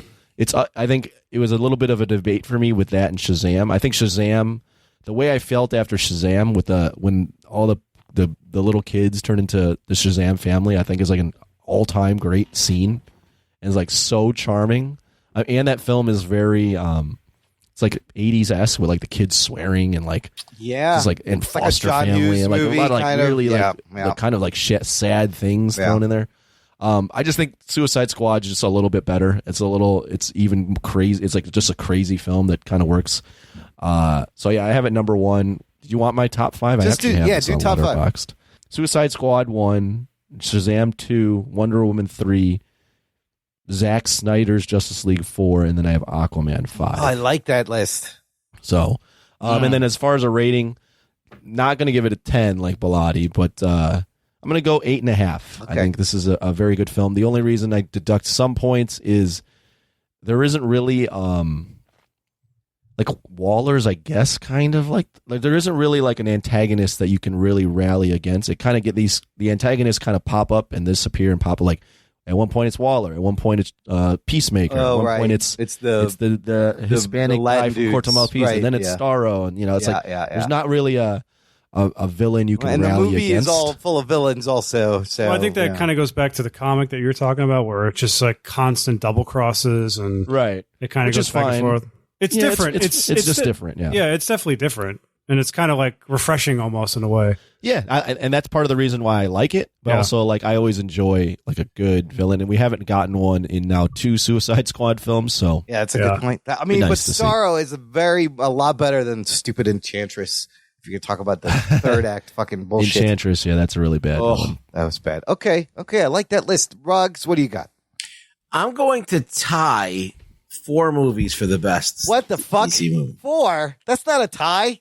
Yeah, it's a 4-way tie Okay, to me. fine. Because I don't prefer one over the other. Okay, I this think, is interesting. Okay, what are the all 4 right, movies? so Suicide Squad, this version. Yeah. Wonder Woman. Yeah. Man of Steel Oh. and Shazam are Okay. they're all tied for first. Okay. Yeah, I think they're all because Man of Steel, the more I watch it, even though there's things I fucking hate about it, I think there's things that are absolutely brilliant. He had a lot of fucking balls, and he did what he wanted to do with that film, and I kind of like dug that. You know, Snyder is not everyone's taste. I know people are like, you're a Snyder fan, but like in that sense of what he tried to do, even though I disagree with shitloads of what he did, I disagree with shitloads of stuff in every one of these movies. So that doesn't mean anything. It's meaningless. So I think they're all kind of good movies, and they're all, I don't think one's like Wonder Woman's got its weaknesses, and so they're all kind of imperfect films, but I like them all the same. And I think they're all great. You want to say these are the good DC movies, these 4. Okay. The rest are just okay. Yeah. The rest are just okay. Some are terrible, you know, so there you go. There's no order. Yeah, I feel you. That makes sense because there's a big gap. There's a bunch of them that are all just like whatever. Like I maybe recommend the Justice League, the Snyder's Justice League too. That one I like a lot more. But it's just so fucking long. I don't know if I can That's even the recommend problem. it. Yes. Aquaman maybe be a loose recommendation, you know. But like other than that, like I wouldn't recommend any of the other ones. Maybe Joker, like I would recommend. Did you give it a number? You want to give it a number? What do you think? They say 8.5. Yeah. Fuck. I'm gonna, I'll be nice and I'll say 8. Okay. Wow. Yeah, I'll say 8. Damn. He doesn't even like James Gunn, and he gave him an 8. I know. He gave it an 8. That's he a high. He was really high praise entertained. from Ruggs. I found it very entertaining. Yes, I did. That's good. I think that's a good thing. If it won you over, I'm happy. Yeah. Looking at all these movies, this movie is easily my favorite out of the whole bunch. I mean, this movie's like right up your alley. Fucking A, yeah. It's got everything. It's got a dude with vitiligo playing Polka Dot Man. I mean, come on. You would be like a Suicide Squad character. I would, exactly. It's got the pixies. It's got vitiligo. It's got great humor. It's clearly a top 5. It's got boobs in it, by the way. It does have boobs. Does it have boobs in it? It does. When does it have boobs For no in it? apparent reason. Where Very randomly has some Where boobs. was the boobs? I think it's in the beginning. No, it's in the back of the club, isn't it? Oh, when they in go the to back the of the club. That's right. when they break in with all the soldiers going when in they the club. go, behind the back to get away with the thinker. That's right. It's got everything. So yeah, I'm gonna put. Actually, I like Anthony's top 5 list a lot. I'm just gonna steal that. But I do like Joker, and I think I would put Joker instead of Aquaman. I'll go ahead. Sorry. Yeah, no, that's it. And I'll also give it an 8.5, 9, maybe 9. I'll give it a 9. Here's actually, I'll give DC some credit, and I think Marvel's head and shoulders, like the brand, as far as movie making, is way better, way better, I think. But I will give DC credit in this, and we brought this up in a prior episode. But you know how we kind of talked about how they framed out all the movies, and the directors are kind of coming in and just playing around in the sandbox. Yep. It seems to me that DC has taken on this kind of mantra of letting the directors do what they want with the properties, within reason. Because if you look at like Suicide Squad, if they don't like what they get, they go back and change it and turn it into shit. Yeah, they just fire the guy and chop it up. This is true. I think lately they've been trying to like let the directors do what they want. Yeah. After that Justice League film, I think they've maybe learned a little bit. Because like, hopefully, you look at Aquaman. That's a wild film. Like, I don't necessarily agree with everything that was decided. Yeah. But that's a wild fucking film. Yeah. And then you look at Shazam. I kind of described that. You look at the Suicide Squad. This is a wild film that like it also like takes on the personality of the director. I think they're really doing. I think they're letting directors kind of really like the sandbox is a lot wider with DC, and they let them do what they want.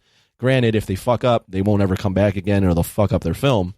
But if DC, like the producers and stuff, really like what they see, you really get a good representation of what the director really wanted. God, but what happened with the second Wonder Woman movie and Patty Jenkins? What the fuck was that? And it sucked, but she got to make the movie. She wrote it, right? Yeah, she made the movie she wanted. Jesus, it sucked. That's fine. But she made it, right? Yeah, she has to stand by what she makes. That's what she's like. This is the movie we wanted to make. She said that. They gave her from Wonder Woman. They let her do more, and obviously she can't do more. So, but at least she was able to do it. Yeah, right? yeah, that's true. From what I read a lot, I've read a lot. I mean, like a lot about what happened with Warner Brothers from what's his name up to Walter Hamada. Yeah, yeah. And I'm fascinated by this. It's like reading about WWF and WCW in the 90s. No, it's real. I mean, it's so fascinating. Yeah.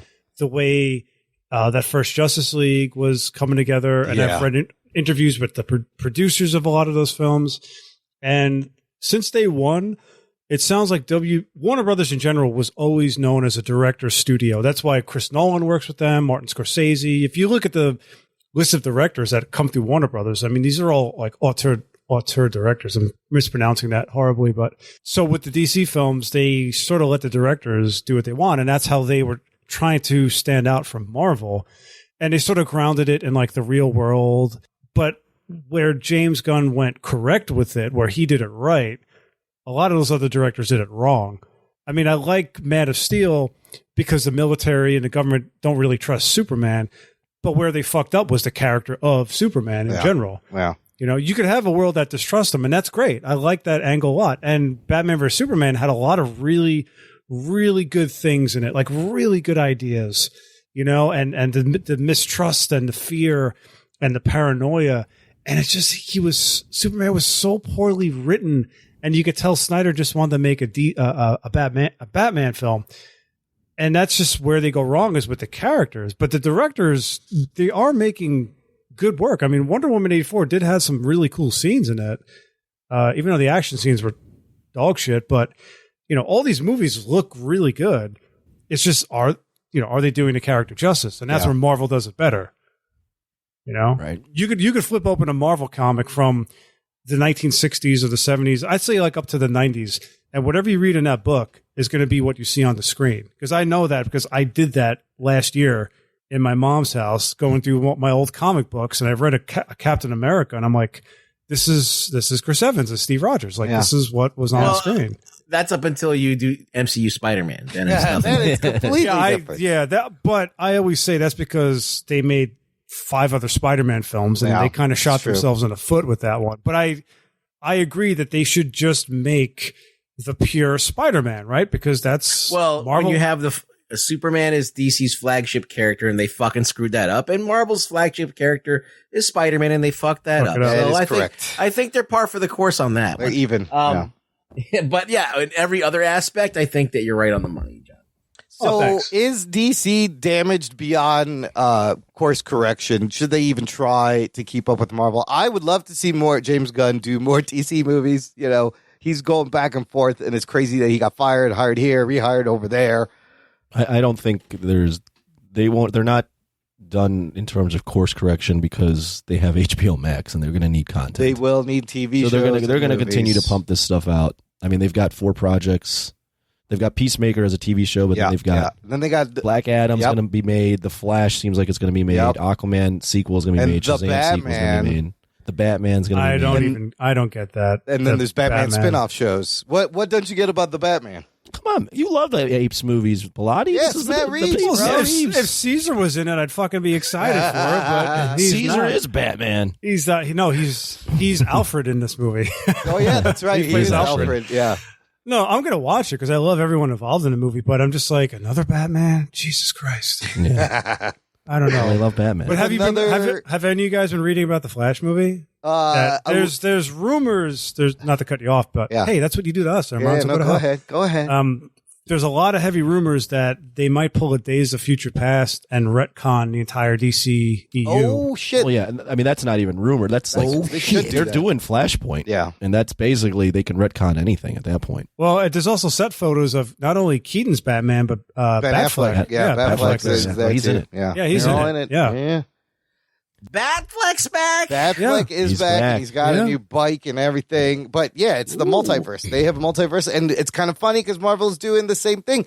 We're hopefully going to see all that bullshit in the Spider-Man movie in December before the Flash comes out and resets their thing. If DC was smart, they'd get their multiverse in going before Marvel, so they could say they beat them to the punch. They should do that, but they're dropping a ball. Well, they did that little Flash tease with Ezra Miller and got on the TV people show. Excited. Yeah. Well, yeah, but then it's on that damn Flash show. The show needs to go away. Remember we talked about that, and I was laughing that they were bringing back that dude that played Robin from the 60s. Yeah, Burt Ward.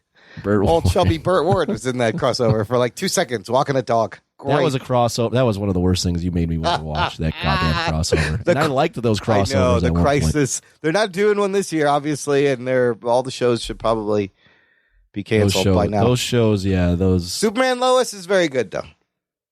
From what you're telling us. It's very good. All right. Well, But those shows are all like a yesteryear. Like that's a bygone era. Yeah. No one wants to watch that stuff anymore. No. Yeah, it's one of those things that lingered too long. Yeah. It really Like it had its moment, and then it was great for what it was, but now we've moved on to better and bigger. It is things. overstayed its welcome for sure. All right. I mean, props to DC and Gunn for giving us a fucking entertaining, an actually good, fun, entertaining DC Comics movie. I didn't think Thank you, James Gunn. I didn't think it was possible, but he did it. Thank you.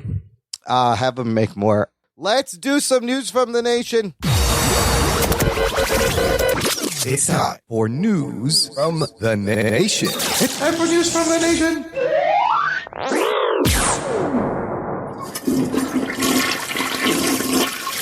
Ready? Whoa. It stinks. It stinks. It stinks. Wow, that was like in stereo. That was weird. That Was that one person doing both of that? I don't know. What was that? No, it was like, I think Ruggs knows how to do that cyclical breathing the monks do, where you can do two tones at once. It's like he's like been practicing his beatboxing. It's it's like fart boxing. Is that a didgeridoo? Yeah, when Bismarcky died, I inherited his powers. Oh, rest in peace to Biz. Oh. There can only be one. We have comments. I love you, Bismarcky. Rest in peace. But we got comments from our listeners about the movie. Anthony, you want to share some? Yeah, I'll read a few. We got Lisa Morrison, hockey player. Badass. First impressions from my theater seat. Violent fun. Good welcome back to the theaters. Clearly she saw it in the movie theater. Yeah, good for you to see it in the Can I read Lenny's comment? But Yes. can I impersonate him? Yes, Lensations. What did Lensations have to say, Bellotti? That was an unexpectedly awesome movie. Oh man, he's gonna, when he sees you, he's gonna kick your ass. Oh, he's gonna punch you in the nuts. Oh my god! He's gonna nanawe you. He's gonna eat your fucking head. I was busting chops earlier on Instagram. So.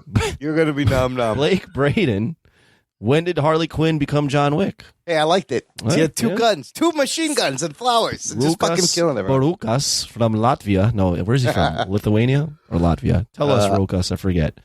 Came in with no expectations, and it was definitely fun. I am amazed how a huge starfish kaiju, Starro, was more menacing, had a better motivation, and more character than a human witch villain, Enchantress. That's very true. Nailed it. Sean King. Sean King. Not the Sean King that is the activist. James Gunn is a freaking genius. One of my all-time favorites. Instant Reaction says maybe top 3 comic book film of all time.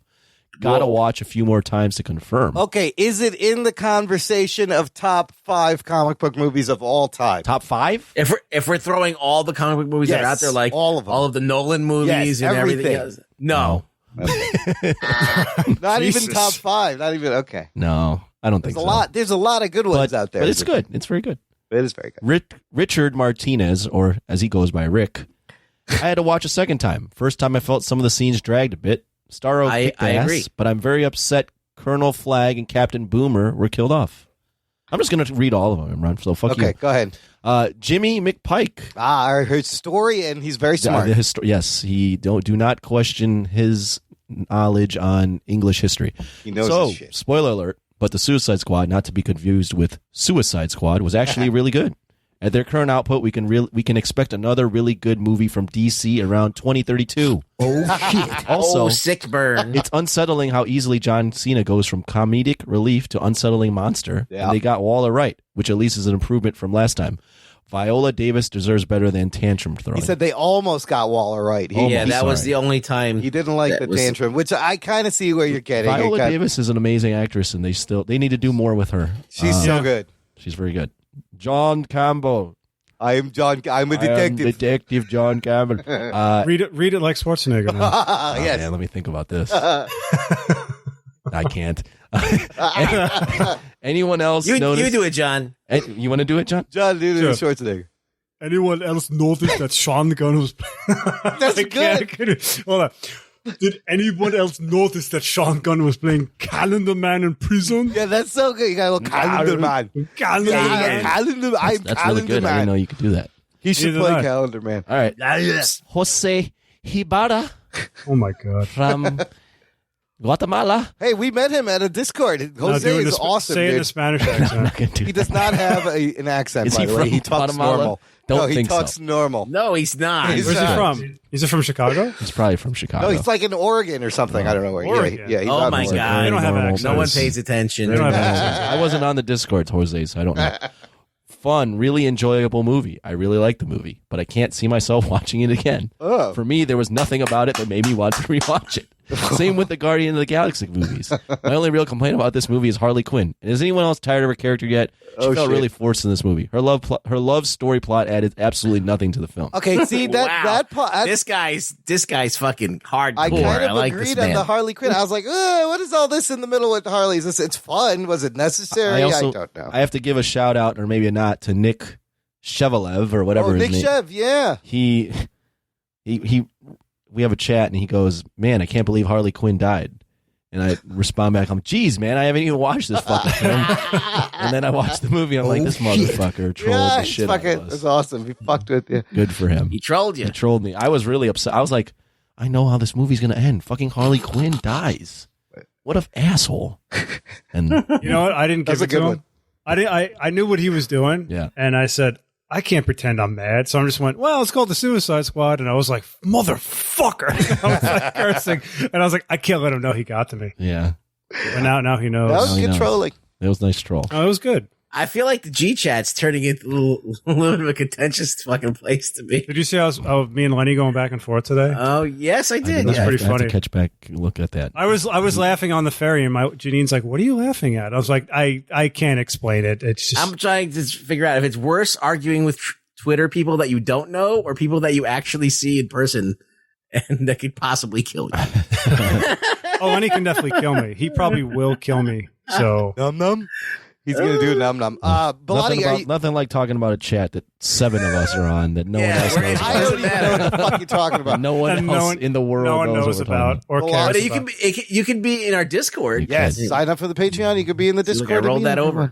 Bellotti, are you excited for the next Marvel TV show? It is coming out the day this show airs, August 11th. The first episode of What If will be on Disney Oh, Plus. this week? It's this week. Really? It'll be the day that's Wednesday this week. They're coming out on Wednesday. And apparently the writer has said everything. We thought it's going to be like an Elseworlds What If. The writer says the multiverse is here. It's real. Everything you see is it's canon, part of the MCU multiverse. Oh wow, they're actually tying it all in. Like this actually happened on. It makes sense that they would do this after what happened in Loki. It's kind of brilliant. Now we're going to see the multiverse break the lines that broke off. What's going on? Yeah, I guess I'm excited. Sound excited. I don't know. I'm really pumped. Yeah, me too. But I don't get excited for Marvel because I just don't really. Like, they're pumping out so many movies with characters I never really cared about. With Marvel, I'm always wait and see, except for like Winter Soldier and Civil War and like Endgame. Like I knew those movies were going to be like amazing, but like Shang-Chi, like I knew he's a Bruce Lee knockoff, but I have no expectations. And Martial I hope arts and magic. yeah, it's martial arts. Same thing with Eternals. I never even knew they were characters until the movie got announced. Well, so, me neither, actually. most people. So Guardians too. I didn't know who Star. I knew who they were, but then I got surprised. Like, okay, that's cool. But Well, it doesn't matter if you read Guardians of the Galaxy because none of those characters were really in Guardians of the Galaxy, the comic. The anyway. original one, anyway. Vance Astro, I think, was leading that the was team. the when original. That's when, Yeah. when Valentino was. Valentino was. Astro. Yeah, What you the had like Yeah.